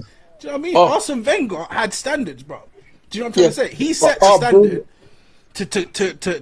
to get top 4 and for the rest of the world to see that, all right, cool. While it isn't a trophy, it became fashionable to want to be top 4, and do you know what I mean? Not fashionable, but it just became more of a respected thing. Do you know what I mean? Once Wenger started doing it, but like it's just not consistent anymore. Do you know what I mean? Like Arteta came 8th, like nothing happened. Do you know what I mean? Like nothing happened. Twice, bro, as well. Standards on the floor, bro. Standards on the floor, bro. Twice, bro. Like, bro, people say, "Oh, Bruno Fernandes is a legend, bro." I've seen Ryan Giggs post goals in Wayne Rooney and Michael Carrick, and people want to tell me about Bruno Fernandes. Are you man having a laugh, bro? You man really think you're taking me back for an Egypt, bro? People are saying Arteta's a legend, but he ain't no Arsenal legend. Like, why are the fan base saying a trophy? You man had Santi Cazorla, bro. You man had Santi Cazorla, and you man are guessing up Martin Odegaard. You man had Santi Cazorla and Alexis Sanchez. And King, look, Santi. People want escapism, yeah. I get it, yeah, that people want escapism, but why does it only have to be football? Like, why can't you have like you can go to the movies and just enjoy a film, and it's not a competition. You know, I can like Carl can like a film and I not like it, and I can be like, cool. We don't need to debate it. You like the film, I don't. You know what I mean? Or vice versa. There's other forms of entertainment where it's not a competition, innit? Where if this fan base don't like competition, there's other forms of entertainment that competition ain't part of it. Or even like music. You know what I'm saying? Like Carl may have a type of music that he likes, I may not like, or vice versa. Or JC, or there's different types of entertainment that is personal taste, isn't it? And it's kind of like there's no right or wrong. It's just what you prefer, innit? You get what I'm saying? And we don't need to debate it. We can comfortably say, okay, certain people like this, certain people like that. That's music, films, TV shows. Like you don't have to. But when it comes to sport, there's a requirement. It's like hip hop. It's like hip hop. Yeah. If you want to be a rapper, the art form is you can't have ghostwriters. If you have ghostwriters, you can't be classified as one of the elites because impossible. This art form is not built on ghostwriters. You're not this ain't Taylor Swift. Do you get me? Like if you want to be a singer, you want to be a Marion, you want to be Usher, you can have ghostwriters. That's calm. But if you want to be the best rapper, like these men are trying to do the Drizzy Drake thing, where it's like, no, I can change the rules to fit me, and it's like, no, bro. Yeah, bro. Like you're either on it or you're not on it, innit? The self-awareness, bro. Bro, like you can't be the best rapper in the world, and you've got OVO sweatshop with flipping 50 guys sweating it. You know what I'm saying? Writing all your raps and that, and then you just go there and you get the famous one when he's on Tim Westwood and he got the Burberry and he's like, I'm gonna do a freestyle. Man's got the note, the BlackBerry. No, it's a self-awareness note, right? Nah, it's a self. Do you know what it is? What I hate, is people don't like to uphold the standards of things, innit? And if it's not for you, then it's not for you. Everyone that's crying that Arsenal should, we'll trust the process. We don't have to win. There's other metrics, and it's not about trophies. Maybe sport isn't for you, innit? Maybe sport thing, innit? Because you don't like competition, innit? You don't like expectation. So go do something else. Most of these men aren't self-aware. Most of these men aren't bro. Is that bro? Yeah, bro. Is that the thing with like the Drake and Kendrick or the Stormzy and Chip beef? Is that Stormzy saying like he's the king of grime and this and that and this and that, but you're not replying to Chip's diss tracks? It's like it, bro. It's like you can't call yourself the king of grime, and then not respond to no diss tracks, bro. Like what kind of that thing is this, bro? Like you can't say like because I remember Stormzy sending Chip a text saying that he gonna do Chip lyrically, physically and spiritually on the mic and that, and the man's not responding to no diss tracks, bro. Man just sending indirects, bro. Like he wasn't telling him to drop, bro. That whole drop. There's only one person that said that, bro. Only one person was calling for the smoke, bro. And when the smoke came his way, he didn't know how to move, bro. But I remember when Jake was saying, "Oh, there's rules in rap battles." No, they're not. You said Kendrick's kid, yeah, his boy is the dad to his kid, bro. What are you talking about? All bets off. All bets off, bro. All bets off. It's time for the smoke. Nah, time out. There's rules. You can't be saying, nah, bro. Crazy. No, bro. Drake clearly didn't watch 8 Mile back in the day. Clearly. Man painting in front of me. Man's doing nail varnish and that, bro. Drake got nail varnish and that, bro. Bro, Tupac started it. That's why I fucked your bitch, you fat motherfucker. Yeah, straight. Out the gate, Smokey. I didn't even rap it, bro. I was just like, I'm gonna start it off. That's why I fucked your bitch. You know what I'm saying? Real disrespectful. That's one of the greatest starts with this song probably ever, man. The way when he started that shit, it's like you knew what timing he was when he said that. Brother, like, it was just it was like, yo, this is not gonna be filtered, man. This is not gonna be. Come on, Ether. You know what I mean? Scared to smile. They called you ugly. You know what I'm saying? Yeah. You'll make records to disrespect me, blatant or indirectly, bro. Do you know what I'm saying? But that's what I'm saying, man. You can't. This is what we want to see. Do you know what I'm saying? Yeah. Bro, this is the thing. This is why, right? This is why, for me, my respect for Drake just went to the floor, bro, when he did the way he took this L. Because here's the thing, bro. Even guys like Ja Rule didn't take their L's like this. Yeah. You understand what I mean? Ja Rule and 50 Cent. Like, I know, like, we know 50 Cent is the top-notch hater. Like, that guy is the biggest hater probably for life humanity has ever seen. That guy literally went out of his way to buy tickets in Ja Rule's concert just so that the front row would be empty, bro. Yeah, that is 50 level. That is 50 is the levels greatest, of bro. hating, bro. Trolling, No, he's the coldest.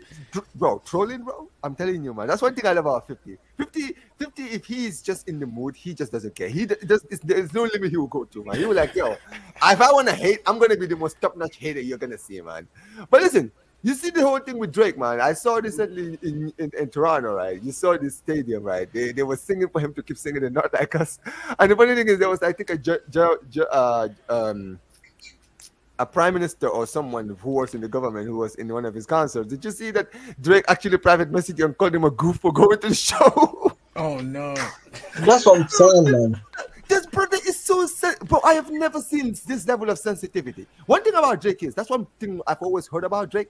But now we're seeing it, bro. It's like Kendrick. It's like Euphoria. The way the song started, bro. No, I'm telling you, Kendrick is a G, bro. He literally he said the famous actor we once knew is finally. What did he say? The famous actor he neutralized or something like that.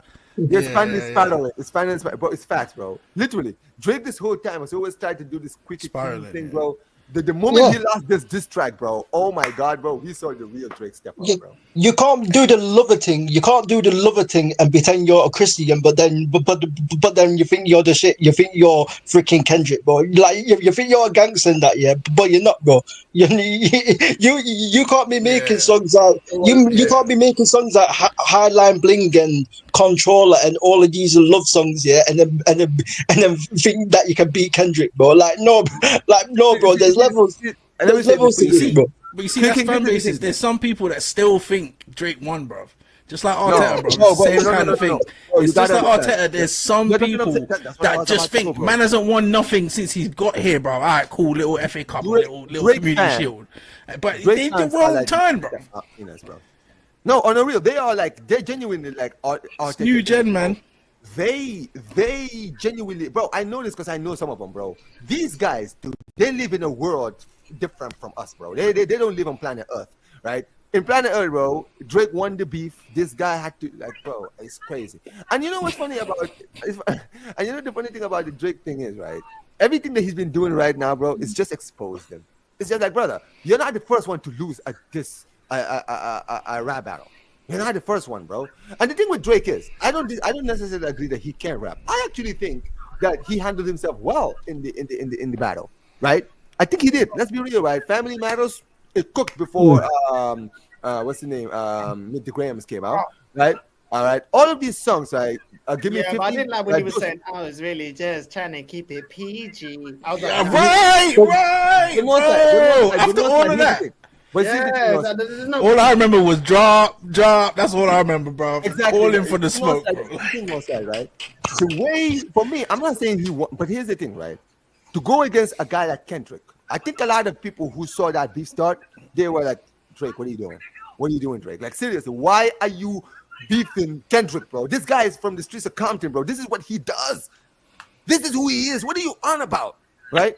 But listen, he handled himself well. It's the way he handled this L that was terrible, bro. This brother, right? You know what's funny, right? When he did the whole lawsuit, right, and he was saying, he said this and said that and said that. In my head, I said, brother, you do know when you started this song, Family Matters, you literally were begging this brother to drop, right? Bro, You literally made an AI of Snoop Dogg and Tupac bro. saying to this guy, Calling him out, right? Yeah. respond. Yeah, that's so real. That's And then so this brother real. responds, and you just, oh my god, That's so I said- real. I was like, brother, you are just like, it's like, you know what it is, right? It's someone, it's like Northside, and also everyone here, right? It's like when you Northside, when you're doing streams, right, and you're calling out all these Arsenal fans who say these things about players. Oh, they sign a player, right? Let's say you guys when you sign Havertz, right? You had someone who said, oh, Havertz is a bum, Havertz is this, Havertz is that. And the next minute, when you sign Havertz, they said, oh, Havertz, what a player, we just signed Arteta's gonna unlock him. That's what they said. Arteta's gonna unlock him, bro. Mikel Merino is going to unlock Martin Elliott on the left. That's what they were saying last season. And then Northside, heard this, right? And then Northside, you then make a video of them saying the thing that they said in the past, and everyone's like, it's like, brother, this is my point. Like, Yeah. sometimes these people, when they say these things, it's like, brother, if you don't believe something, stand on business. See, this is the thing with Northside and everyone here, right? Everybody here is careful of what they say. You want to know why? Because they know the internet doesn't forget. The internet never forgets what you say. You understand what I mean, right? So do not be a flip flop. Make sure you keep the same energy. You can take back. You can take back what you said, but always acknowledge when you said something, so that when you take it back, everyone can be like, well, listen, he's admitted he's proven wrong. It's like Northside. Northside said if Arsenal win the Premier League or they win titles like the Champions League, he would take back everything he said. Guess what? Yeah. When I agree. Northside, I hear it. exactly when they win, if they win the Champions League or the league, and Northside says, yeah, listen, I was one of the people that wanted him out. Guess what? I've been proven wrong. Guess what? People can sit there and say, but you were one of the people that wanted the manager out. Yeah, I never denied it. I never denied it. I don't know why you're acting like I'm sitting here pretending like I never said it. I did. And that's what I mean with some. This is why the Drake thing also works the same way. You cannot tell someone to drop, and then when they drop and you don't like what they dropped, you start crying about it. Yeah. The same thing with Chipmunk and Stormzy, fam. Like, Because he started talking about it's bots and I'm like, nah, bro, it's not about the bots, bro. Bro, he performed there twice, yeah, in Canada, and I saw the video, yeah. People were recording, they were like, yo, again. How they Bro. get this again? Do Bro. it again. You know what I'm saying? We Bro. want to hear not like us again. Do you know what? Yeah, he could have. It's true. It's the way that he took his L. Because in life, you have to learn how to take your L's, innit? yeah. You can't go through life never taking no L's. You got to learn how to bounce back from your L's. Bounce back, Jake yeah. took an L against Ether. Do you know what I'm saying? Yep. Do you know what I mean? Did that kill his career? Nope. In fact, that beef, let's be honest, that beef really elevated his career to the next level. Because that beef with Nas and Jay, bro, that in the early 2000s, bro, that was like the. This is what I'm saying. But even Let's be clear. And also, let's be clear here, no sir. a lot of people don't know, yeah. Jay-Z's Like, songs, 50 The dropped Takeover, it, was a Officer good Ricky song. dropped him on that. 50 dropped Officer Ricky, and then he got his baby mum. He took his baby mum shopping, Yep. and then he started. He was like, "Yeah, tell me about Ricky." I started saying, "Yeah, he's a correctional officer." Sorry, How- All yeah. of this. He's like, yeah, I said he was cooking it, but listen, Rick Ross bounced back. You get me? So Yeah, he didn't hold on to it. He didn't hold on to it too much. He wasn't sitting there. that's Like, what happens I when need you're to not find built dirt like that. on- That's what happens when you're not built like that. That's Like, what I'm saying, man. I like that era because I'm from the era of rap battles. I'm from the era of confrontation. I'm from the era of if you see someone, it will be on smoke. You know what I'm saying? That's why with the internet, yeah, I just laugh because I just feel like, bro, I just say There's certain man that you can't crash. No, it's a sensitive society we live in. No, sir. You know No, what sir. I'm saying? No, there's certain man that you can't clash, bro. There's certain man that you can't clash with, bro. You can't clash with Kendrick, bro. You can't clash with Chipmunk. There's certain man, yeah, you don't want to get in a clash with. Yeah, Chips you definitely can't. one of them. You know what I'm saying? Look, you can kid's do whatever you mental want, but yeah. if you Oh take my your L, God. take it with grace. See, this is the thing, bro. It's even in the internet. No, sir. I'm telling you right now. Sometimes, right, I'm on streams with certain people, right, and in different streams, right. Sometimes I watch other streams where people have this thing where they always like talking shit about other people, right, trolling, rage baiting, doing all this stuff just so that they can get attention, right. But the moment you counter their words and cook them, they get so sensitive and cry about it that they don't let it go. It's like next episode, next stream, they're still talking about it. It's like, brother, you're still talking about something I did last week. Right. You understand what I mean, right? Like you Right, are so bitter. It's like, brother, if you can't take the heat, if you can't take the heat, stay away from the kitchen, bro. Respectfully, bro. You cannot be a troll, because here's the thing with trolls, bro. Most elite trolls, bro, the best of the world, when they're trolls, man, guess what? The best trolls out there, they're the most thick skins, because they know that when it's time for them to get smoked, it's gonna be peak. It's gonna be peak. So they have to sit there and just take it and say, listen, hey, game is game. But when you start crying, let's remember, in Family Matters, this brother literally came out in his song and accused Kendrick's wife of infidelity. Right? Yes. Accused him of infidelity. Like a bombshell, bro. Yeah, exactly. Like I'm dropping new info. Like Kendrick's best friend was the father to his children. Bro, remember, this is some shit that if Kendrick took this shit seriously, could have ended potentially his marriage and his friendship, right? Yeah. But he didn't, because he was like, this guy is clearly kind of win this battle. Guess what? The moment this brother comes out and says, you have another child. Dennis, you raised a master manipulator. Or literally sitting there talking about the fact that, sitting there saying, shit, Drake, I heard you like them young, and all this stuff. You're sitting there, right, suing this guy. The most diabolical is for him to make certified lover boy certified pedophile. That's a lie. Every time. And actually did want to die. A minor,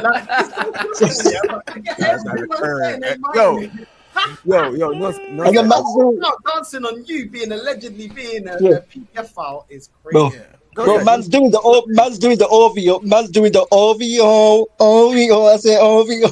That's it. Possibly the greatest diss song ever, bro. Like he's gonna be that. It's not going anywhere. It's not going anywhere, bro. And then he tried to stop him as well. This how Drake, this is why this guy's too feminine, because he's behaving like Karen going to HR. This guy, he tries to stop it getting played at Super Bowl. What kind of bitch move is that? Why don't you come up with a better diss track? Man's like, calling out Super Bowl. I don't want this song to be played. This song, we're going to support. And I'm like, going at LeBron James. Like, calling LeBron James because he went to the Pop Out concert. Like, this guy is so, bro, I have never in my life, I don't think I've ever seen in my life a more sensitive rapper. Bro, this guy is genuinely rap's biggest Karen. Genuinely, he is, bro. Because, really, this guy, right? Bro, do you remember, right? He's sitting there, not wanting my guy to play the Not Like Us anywhere, right? But do you remember when he did the back-to-back with McMill? He was playing that everywhere. Yeah. Everywhere, bro. What? Because he won the battle. But he even played it. They were in the same hotel room. Meek Mills is upstairs, and he was playing it. Meek Mills couldn't go to sleep because they were playing back-to-back. Bro. Exactly. Spinning it on repeat, bro. Like, do you remember when he was up on stage with the back-to-back? He was putting up all the memes as well, bro. He was milking it. Because Meek Mills is a meme, bro. Do you know what I mean? Is that your girls tour or world tour and all that? Yeah. You know what I mean, bro? And then when it's his turn now, you can't take the smoke, bro. This is why, I'm not saying my generation is better than this generation or nothing like that. But in the 90s, early 2000s, bro, you had to, bro, you're getting cooked. You know what I'm saying? And you can give it, but when it's your turn, you gotta take it. And people look at you as you can't take it. You get me? Can't take it. One day you're there cooking your bed. You just gotta know your bag, bro. You just gotta know your bag, like, bro. You just gotta know your bag, bro. Like, you just gotta know your bag. Certain man are built for clashing. Certain man are built for love songs. You get it? Like, you know what I'm saying? Certain, you know what? But this is what. King, you're right. But this is what it is. But this is what it is. Dre ain't built for the clashing thing. He ain't, bro. He ain't on Kendrick level, bro. He ain't. You get me, bro? He ain't, bro. You get it? Like, bro, stick to a highline bling and controller and then juice. I don't know. Nah, bro. And the Drake got freaking he's painting freaking. He's using freaking nail varnish and that, bro, to paint his freaking fingers and that, bro. And he's Bro, even he just gotta go harder, bro. Even Chris Brown, when I think he was beefing with was it Quavo? Quavo that he was beefing with, yeah. Even he was dropping better. I'm not gonna lie. That's the tender thing. I'm saying, like Drake, bro, you're getting outdone by, you know what I mean? Bro, like even everyone was saying, bro, you're getting bodied by a singer. Yeah. People was even saying, you know that J Hus tune who told you who don't dance yet. Everyone were going at Drake, bro. Everyone were going at Drake because Drake spoiled that verse, fam. He fucked that verse up, bro. In that J Hus song, who told you bad man don't dance and that, fam. That, bro. Yeah, it's true. Yeah. It's true, Everyone were going at Drake, fam.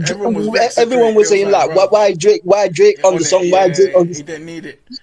They need Drake on the song in that, bro.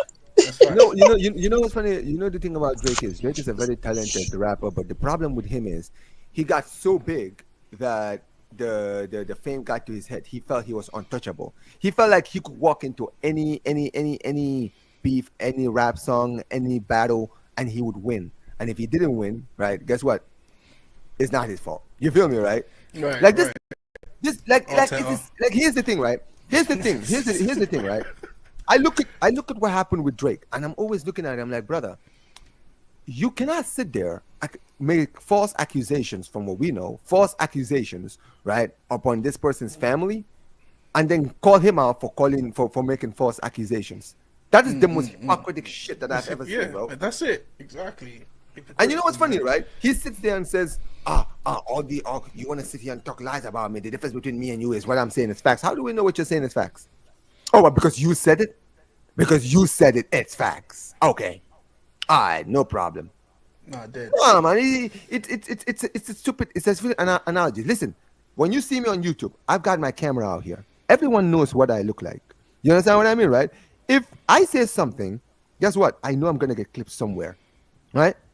And when my team, bro, it's last season. The same thing happened last season. Last season, I was having the season of my life. When we got knocked out in the Champions League against Inter, guess what? No, sir. Everywhere I went, I got cooked. But you know what the difference between me and many people is, bro? From when I was a kid, my mom raised me to take accountability. If you can give it, you got to be able to take it. You understand what I mean, right? If you say something offensive to someone, guess what? And someone says offensive to you, say the same thing to you, guess what, bro? Say game is game. It's game is game. You can't sit there.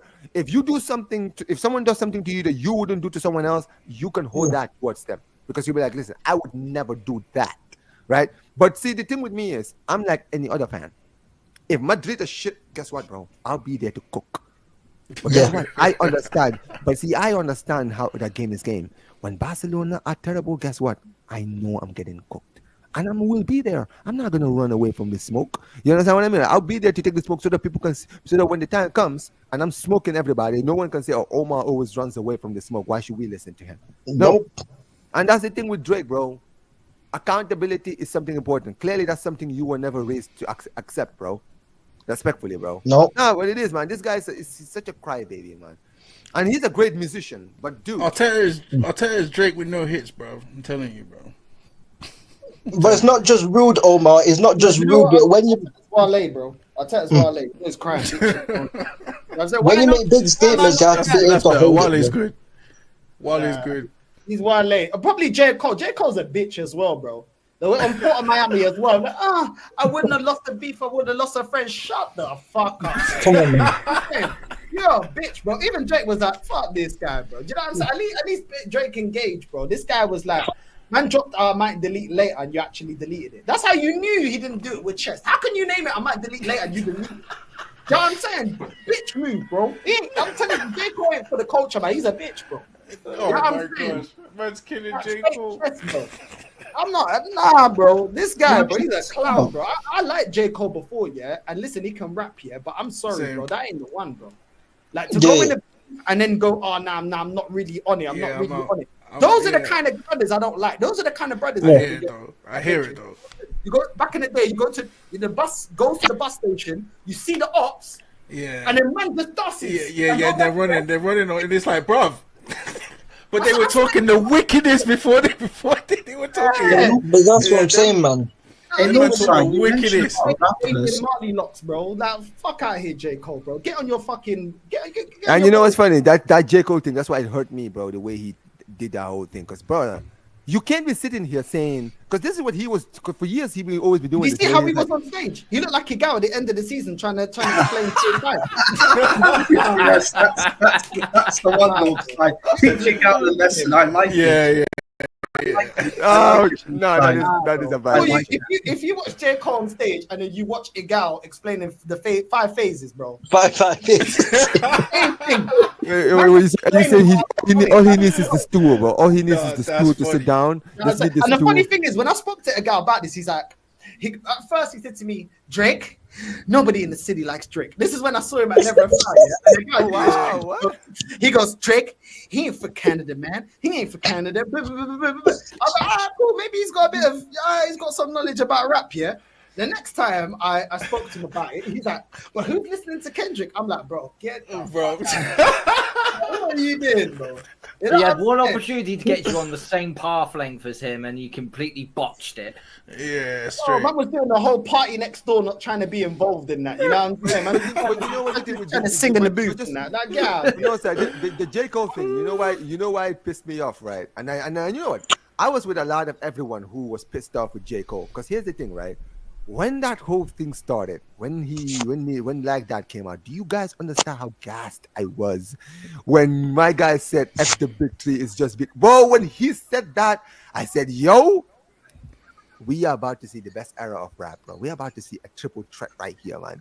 Yo, J. Cole and Kendrick, like two of the most lyrical rappers of our generation, going at it, bro. Injected into my veins, yo. I was so hyped, man. And then he made our 7-minute drill. And at first I was like, you know what? We'll see. Maybe the next one will be good. Wallahi, guys, if you guys, when I saw this brother's reaction when he said, I'm stepping away from this, I said,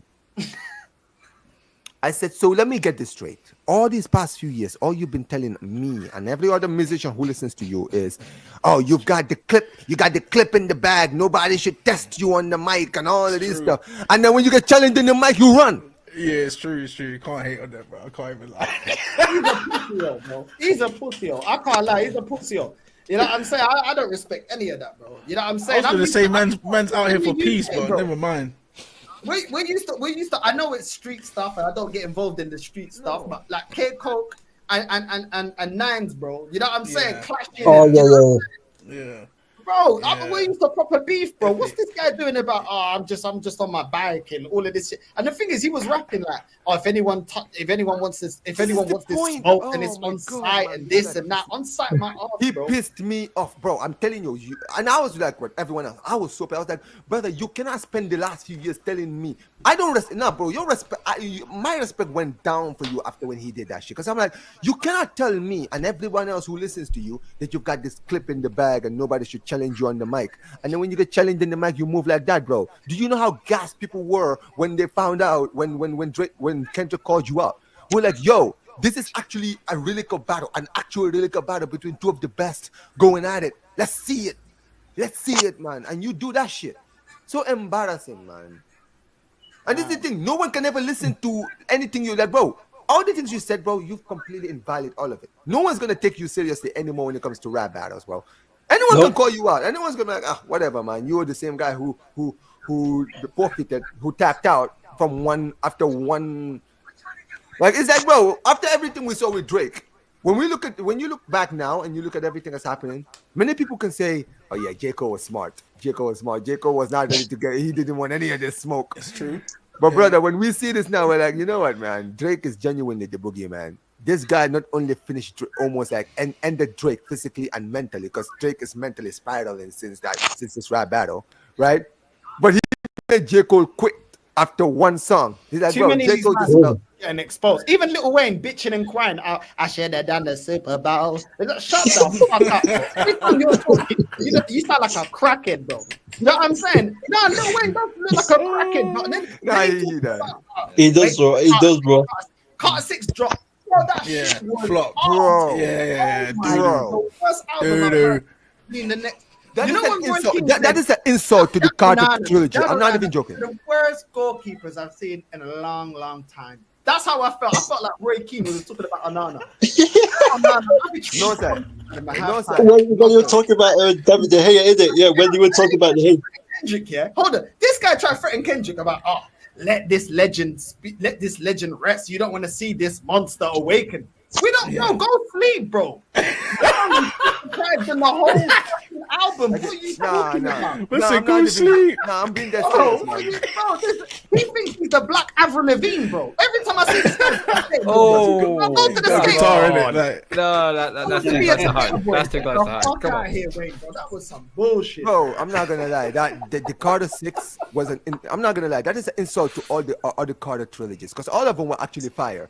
And then he brings out this crap. Like I don't even care. I don't even mind that he brought an album. Why do you have to put it in the Carter trilogy, bro? All the Carter albums all cooked. Every single one of them, bro. And everyone's gonna remember this was the last one. Fucking bro, he fucked up the Carter series. Yo, do you know what? Let me say something, right? But the thing is, he keeps doing the rock thing, though, Omar, bro. Like, this guy wants to be the Black Ozzy Osbourne. Bro, you're making Ozzy Osbourne look young, bro. You look cracked out. You look cracked the fuck out, bro. That's what offside my legend, my friend. Bullshit. I'm like, yeah. Sorry, say that one more time so the cheap seats in the back can hear that. What the fuck did I just hear? He's The Black Ozzy Osbourne. Black Ozzy Osbourne's hilarious. So he's a poor man's Lenny Kravitz then? Is that what we're saying? Oh, fucking hell. Ozzy's like too many needles, bro. Man's whole arm looking like a and even he can't speak properly and he's making more sense than Lil Wayne, bro. Lil Wayne, bro, come on, bro. Yo, there was a song. You know what? I was listening to the Carter songs, right? There were two songs that stuck out. I don't even remember the other one's name. It's the one. What's the name? Is it something to an elephant? And then they had the elephant beat, bro. That was the worst one, bro. Hearing that elephant in the background, like the fuck am I listening to? What is this? Some kind of Minecraft? It sounded like a Minecraft beat, bro. I'm like, what the fuck is this? I don't know. He was doing some old like boom bap stuff, like back when my mom was what I'm a saying, teenager. bro. It was like, "What's upon a time?" and Rat 6'4", and I'm just like, "What is this?" Like, that used to do hell yeah. Okay, what the fuck are you talking about, bro? And I'm offside. telling you, bro. Young Money's gone outside, bro. Tiger, all of them. It has. No, yeah, see that. Bro, look at Tiger. Tiger used to be Rat City bitch. Rat City bitch. Where is he? What is he doing these days? What is he doing these days? OnlyFans. How about Travis He's Scott? doing OnlyFans. What? Many of you like Travis Scott? Wait, what? He's got OnlyFans, bro. Yo, question.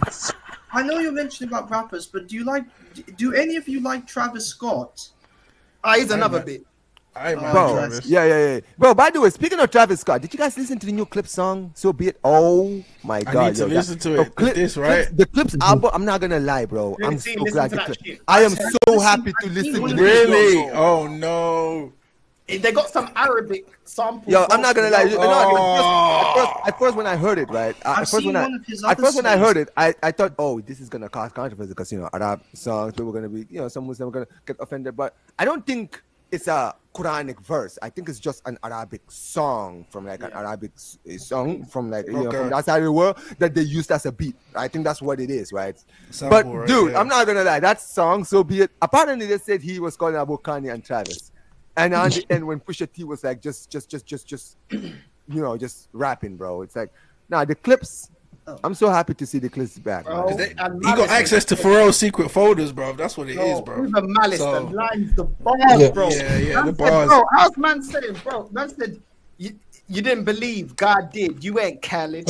I'm like, What about the part where he said, if your body will help you free it? I'm like, yes. Nigga, bars. That's what I'm gonna get. Bars. Not Lil Wayne. I'm not nervous. I don't want to hear that. I'm not nervous. You know what I'm saying? About you ain't nervous. Man sounded like he got diarrhea. I'm not nervous. I've seen one of Travis Scott's songs, Keane.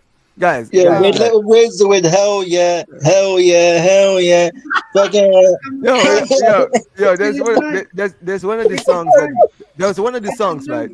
There was one of the songs. I don't know if you guys know the one, right? In the Carter 6 song, right? No side, right? Do you know the one where I don't know what, but I don't think Lil Wayne was saying even anything coherent. I don't know if he was like high before he started the song. He just said, I'm like, the fuck? I had to repeat that. I was like, yo, what did he say? He didn't even say anything. And I went to hear the reaction. Everyone's like, the fuck did he just say? He's like, bro, this guy is so high right now. He's not even speaking like the same language as normal human beings. Yeah. He's like speaking extraterrestrial words here. I'm like, dude. Nah, you know what? You just mentioned it, bro. Young Money, the Young Money rappers have all just fallen off, man. Like Lil Wayne should have just followed his word and just retire. Because remember, he said he was gonna retire, and this brother just decided, bro. It's like, bro, leave the game before the game leaves you, bro. Respectfully. Facts. Like seriously, man. He needs to just end. Leave the game before the game You're losing. You're ruining your legacy. Because I've said it before. In my generation, he's definitely the best rapper in my generation. Lyrically, bro. Oh my god. Early Lil Wayne. I'm talking like, bro, undefeated. 08 to like 2014. Oh, yeah. That Lil Wayne, one of the greatest of all time, bro. The coldest. And it's funny because after 2015, this brother just peaked. I didn't hear any good music after 2015. No, man did songs with freaking KSI and freaking Justin Bieber and them things there. Yeah, and also Travis Scott is The Rock's like close mate. Like I've seen. Oh, listen, don't Mercy, don't bring that up. Okay, we're not talking about that. Yeah, I'm just saying. Nah, F that, bro. That whole thing pissed me off, man. I'm not even trying to remember that. I'm not trying to remember that. Yeah, I'm teasing you.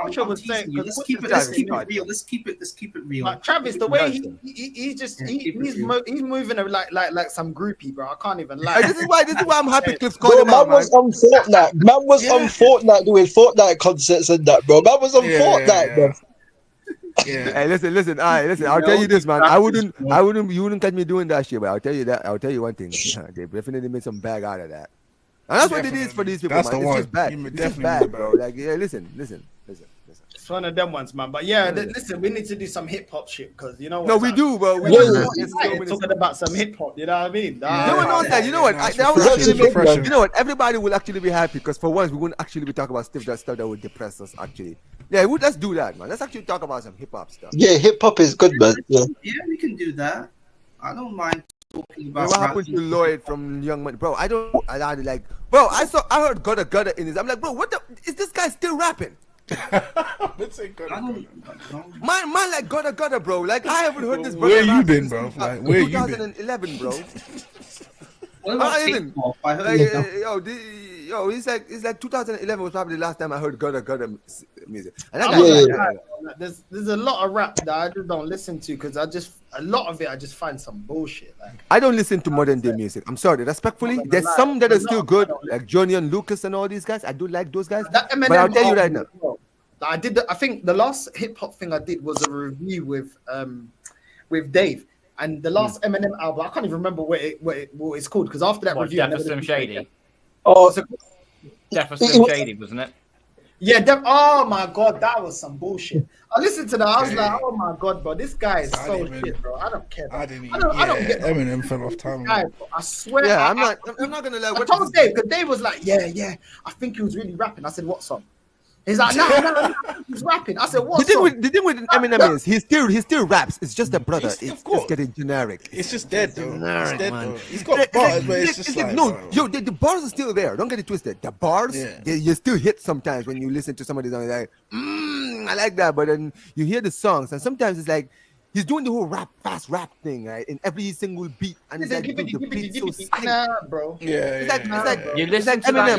You listen to that album, and you listen to Marshall Mathers LP. The difference is night and day. It's the feeling, man. You can't deny the feeling, bro. There's more aggression. There's more vigor towards in those lyrics of what there was in Death of Slim Shady. That's why the Clips album just saved it for me. I'm like, bro, I listened to Carter 6, and then when I heard the Clips album, I was like, oh, thank you, man. I needed this in my ears, man. I needed some good music in my ear, bro. I've been hearing some dead music recently, bro, with this Lil Wayne thing, right? And listen, here's the thing, right? A lot of the rap, the problem is modern day rap for me, no side, right? because of this whole mumble rap and people now being so obsessed with like beats now, right? That's why people like the people like Playboy Cardi and all these people. But I don't like people like this. Like all these people is like the, how do you call it? It's like everything else apart from the music itself, right? The beats, the voice, just the vibe and the vibe. Yes, that's what people love now. Remix beats and that. Man just remix beats and that now, bro. It's like, bro. It's like, bro, I don't care about beats. Like, you know when you listen to dancehall music, they all use the same. Like when you listen to dancehall music, right? Most dancehall music are using the same beats, right? They all use the same beats, and they all like try to see who can rap or like sing better in the beat, right? So oh yeah, this guy killed this beat. This guy killed this rhythm, exactly, right? Yeah. You've got Bad People rhythm, you've got Go-Go Club rhythm, right? Exactly. And you have like all the best dancehall musicians, all going off, right, on that. Like it's cooks, man, and I love it. My guy. This you know this Yasser guy. I swear to God, this brother, right? He was on my stream earlier today. He had the cannon with the head flopped like this, and now he's putting this, and now he's gonna be like, Omar, I'm sorry, man. I'm sorry, Omar. I didn't even know it was in there, man. I didn't even know it was there. I swear, this is on my phone. I'm on my phone. This is what it was from last time, bro. I just looked at it now. Whatever, man. You just said that. Bro, KSI, man, allow me. But when he taking off the bandana, bro? Oh, bro, you're gonna. I don't know what you're about. I don't know what you're about. Yo, man's looking like Vinny Jr. from the other day. Bro, I told man, don't send for me, bro. I don't send. Listen, I told Zed the other day. He tried it, yeah. I told him, bro, we can, so we can land that airplane on your head top. So allow us, bro. That was. Bro, that forehead looked like freaking Tim freaking Lewis, the sporting director at Arsenal, and that, bro. Tim Lewis and that, bro. You seen his forehead stuff? And came in. As soon as Tim Lewis came in, he decided he wanted Arsenal to play the way his hairline looked, bro. Everyone in the back. You know what I mean? Bro, we were just talking about rap, and this brother bring it back to football, man. He just wants you man started it, but I don't want to speak about Arsenal. I'm not gonna. No one said that. You just started gunning for man. Why did you put this picture, man? Did I say Tim Lewis? Did I say Tim Lewis? No, bro. Oh wow. But yeah, what you but you like to get involved cussing him, though, innit? Yeah, I can't lie. He deserves it, bro. If you're gonna keep your hair there like that, bro, you deserve to get cussed, bro. You know what I'm saying? You're inviting man to get cussed. No wonder why KSI had the bandana on as well. Yeah, I seen him take that thing off, blood. That's why. Damn, don't take it off. Bro, if your head looks like that, you just shave it off. I can't lie. Just do the rock thing and that. Yeah? You know the airplane pillow that you can buy at the airport. How's your hair, man? The same shape as the airport pillow, bro. Airplane pillow, the same as your headpiece, bro. That's crazy. Man, you know what it is? People are wearing that nowadays, isn't it? You know those things that look like headphones, but they blow cold air. You seen it? That's what people listen to Drake. The Beats by Drake headphones on. Just leaving that. You know what I'm saying? That's crazy. That is crazy, man. But yeah, man. You know what I'm saying? Yeah, sir, we need to do a hip hop thing, man. We need to do a hip hop show. Yeah, we need to do that. We need to do one, man. Yeah. I seen you, man. I was listening to man cooking. You're doing new shows, man. That's one concept you need to get into, man. Write it down somewhere so you won't forget. Instead of talking about Arsenal, we can talk about hip hop, bro. You know what I'm saying? No watch-alongs, bro. Oh no. After that Benfica snooze fest, bro. We're not doing. And speaking of games, because they all come rushing, like fucking cockroaches, As soon as the scoreline goes bad, they all come, bro. Because I see it happening to X, I see it happening to Rance, I see it happening to Lee. Oh yeah, it's the best time, bro. I no, sir, I'm telling you right now, because last season Barcelona weren't like losing a lot of games, right? My channel would like be so like regular. It's like maybe like 10, 15, 20 people just watching my watch along, bro. The moment Barcelona are losing, instantly I go from 15 people watching to like 50 people watching within like 2 seconds. Everybody wants to see the crash out because they know Omar is going to lose it, right? The Inter Milan 3-3 last season, bro. I think that my channel did numbers that day. The amount of people that were just coming in every time Inter Milan scored. I did the second leg, which we lost. I didn't do a watch along for that, but I know that would have probably broken the record for the most views I would have on my channel, right? But the funny thing is, when I did a match reaction, because something, I premiere my reactions, right? Yeah. When people saw the thumbnail and they knew I was about to react, I was looking down there and I was setting up. I was looking down there and I saw 10 people waiting. 10 people were waiting, bro. The moment the stream started, there was already 30 people just watching my matches. I'm like, wow. I'm like, yo, this is how you know people have been waiting, bro. They're like, yo, we're waiting for that first loss for Barcelona. Yeah, the internet's toxic and negative, bro. They Oh, love absolutely. tears, man. Next season, Give them you can be tears. rest assured, no side. You can be rest assured, no side. If Barcelona don't do well next season, I'll probably surpass you in subscribers, bro. The amount of people, the amount of crash outs I'll have, bro. Bro. I'm telling you. Bro, when Barca ain't doing worse than Arsenal.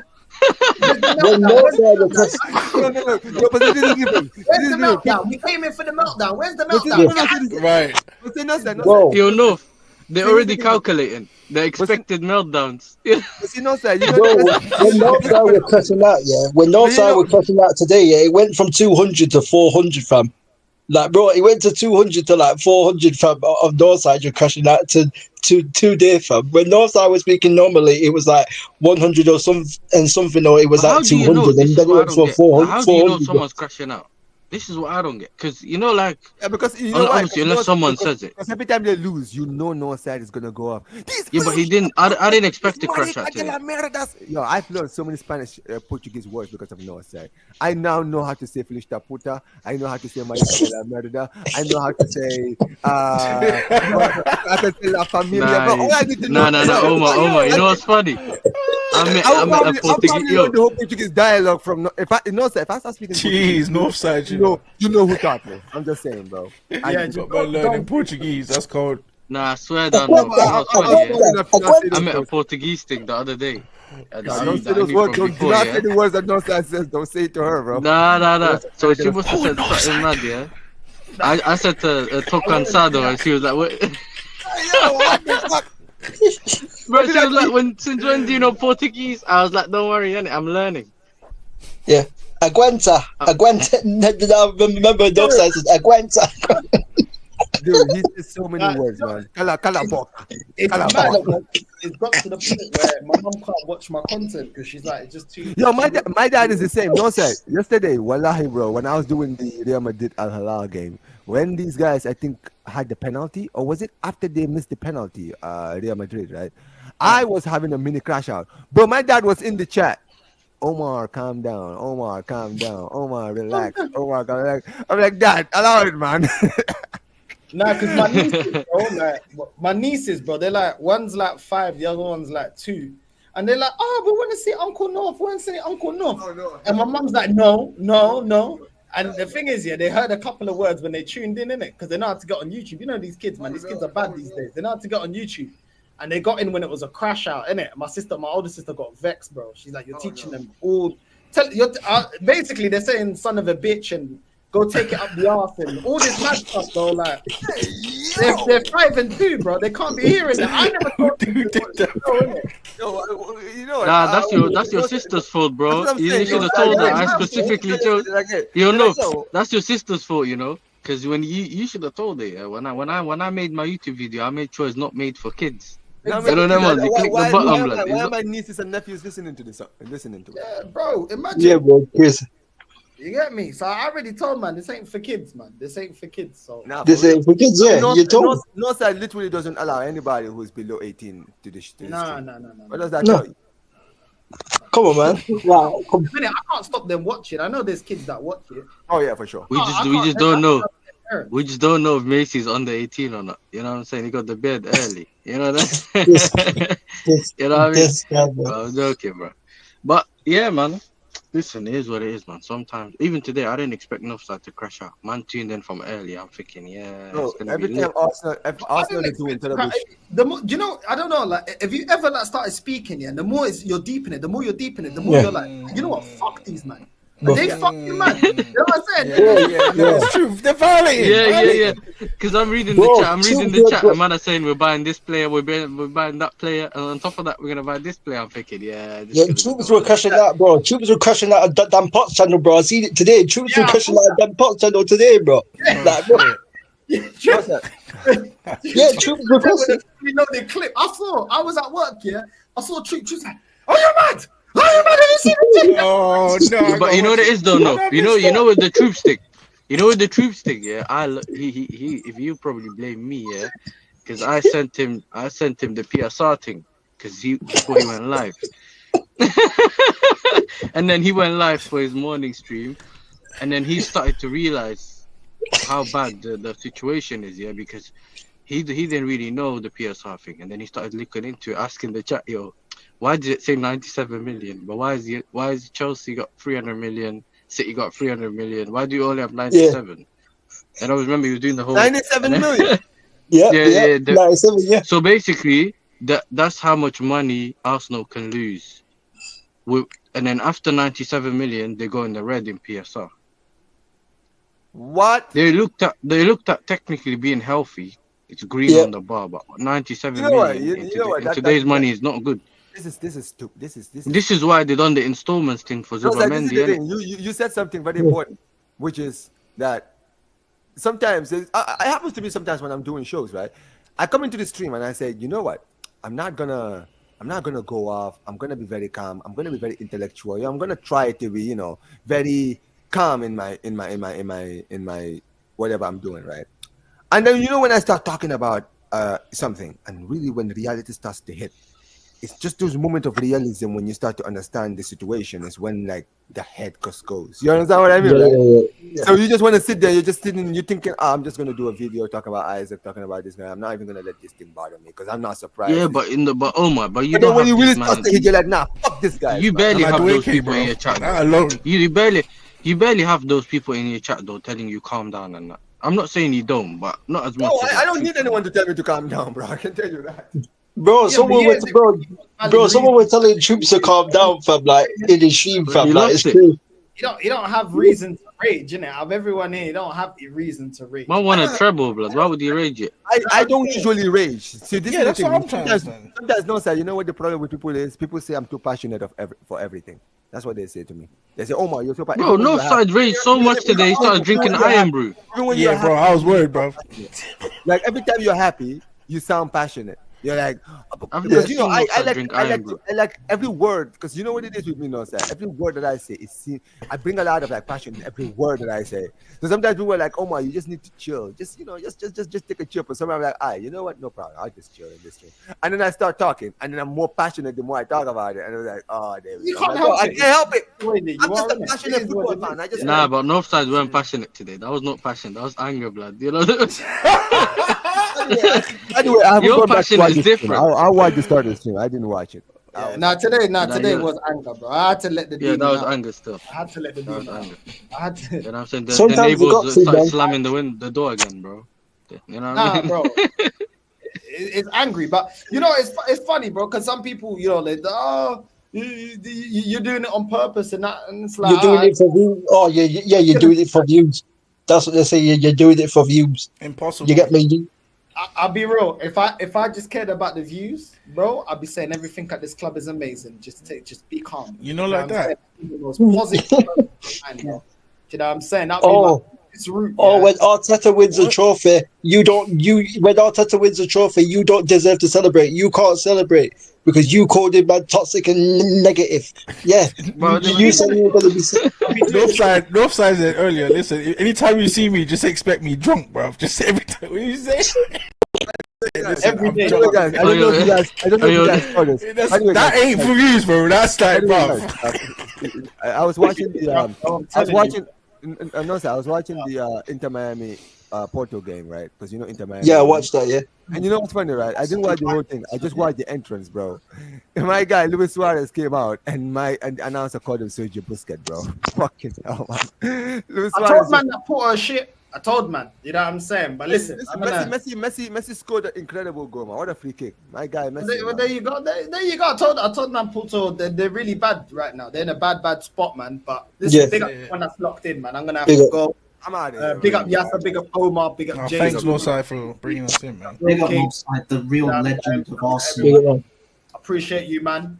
Who's live that we should redirect to? Who's live? Lee's live because he's with maybe Zier's live. Lee's live. I think Flawless might be live. I don't know. Madueke being linked to Arsenal. No. خلاص. Yeah. So. He's live, yeah. Anyway, guys. No, bro. Well, Rory Yo, never- bro, I'm the Chelsea fan, but I just don't want to trigger my guy Northside. There's no point today. You know what I'm saying? He done his thing He's today. live. We're gonna redirect there. Northside raid on the way in. I'm out. I'm gonna go relax now. I think it's well deserved after this club stressing me out.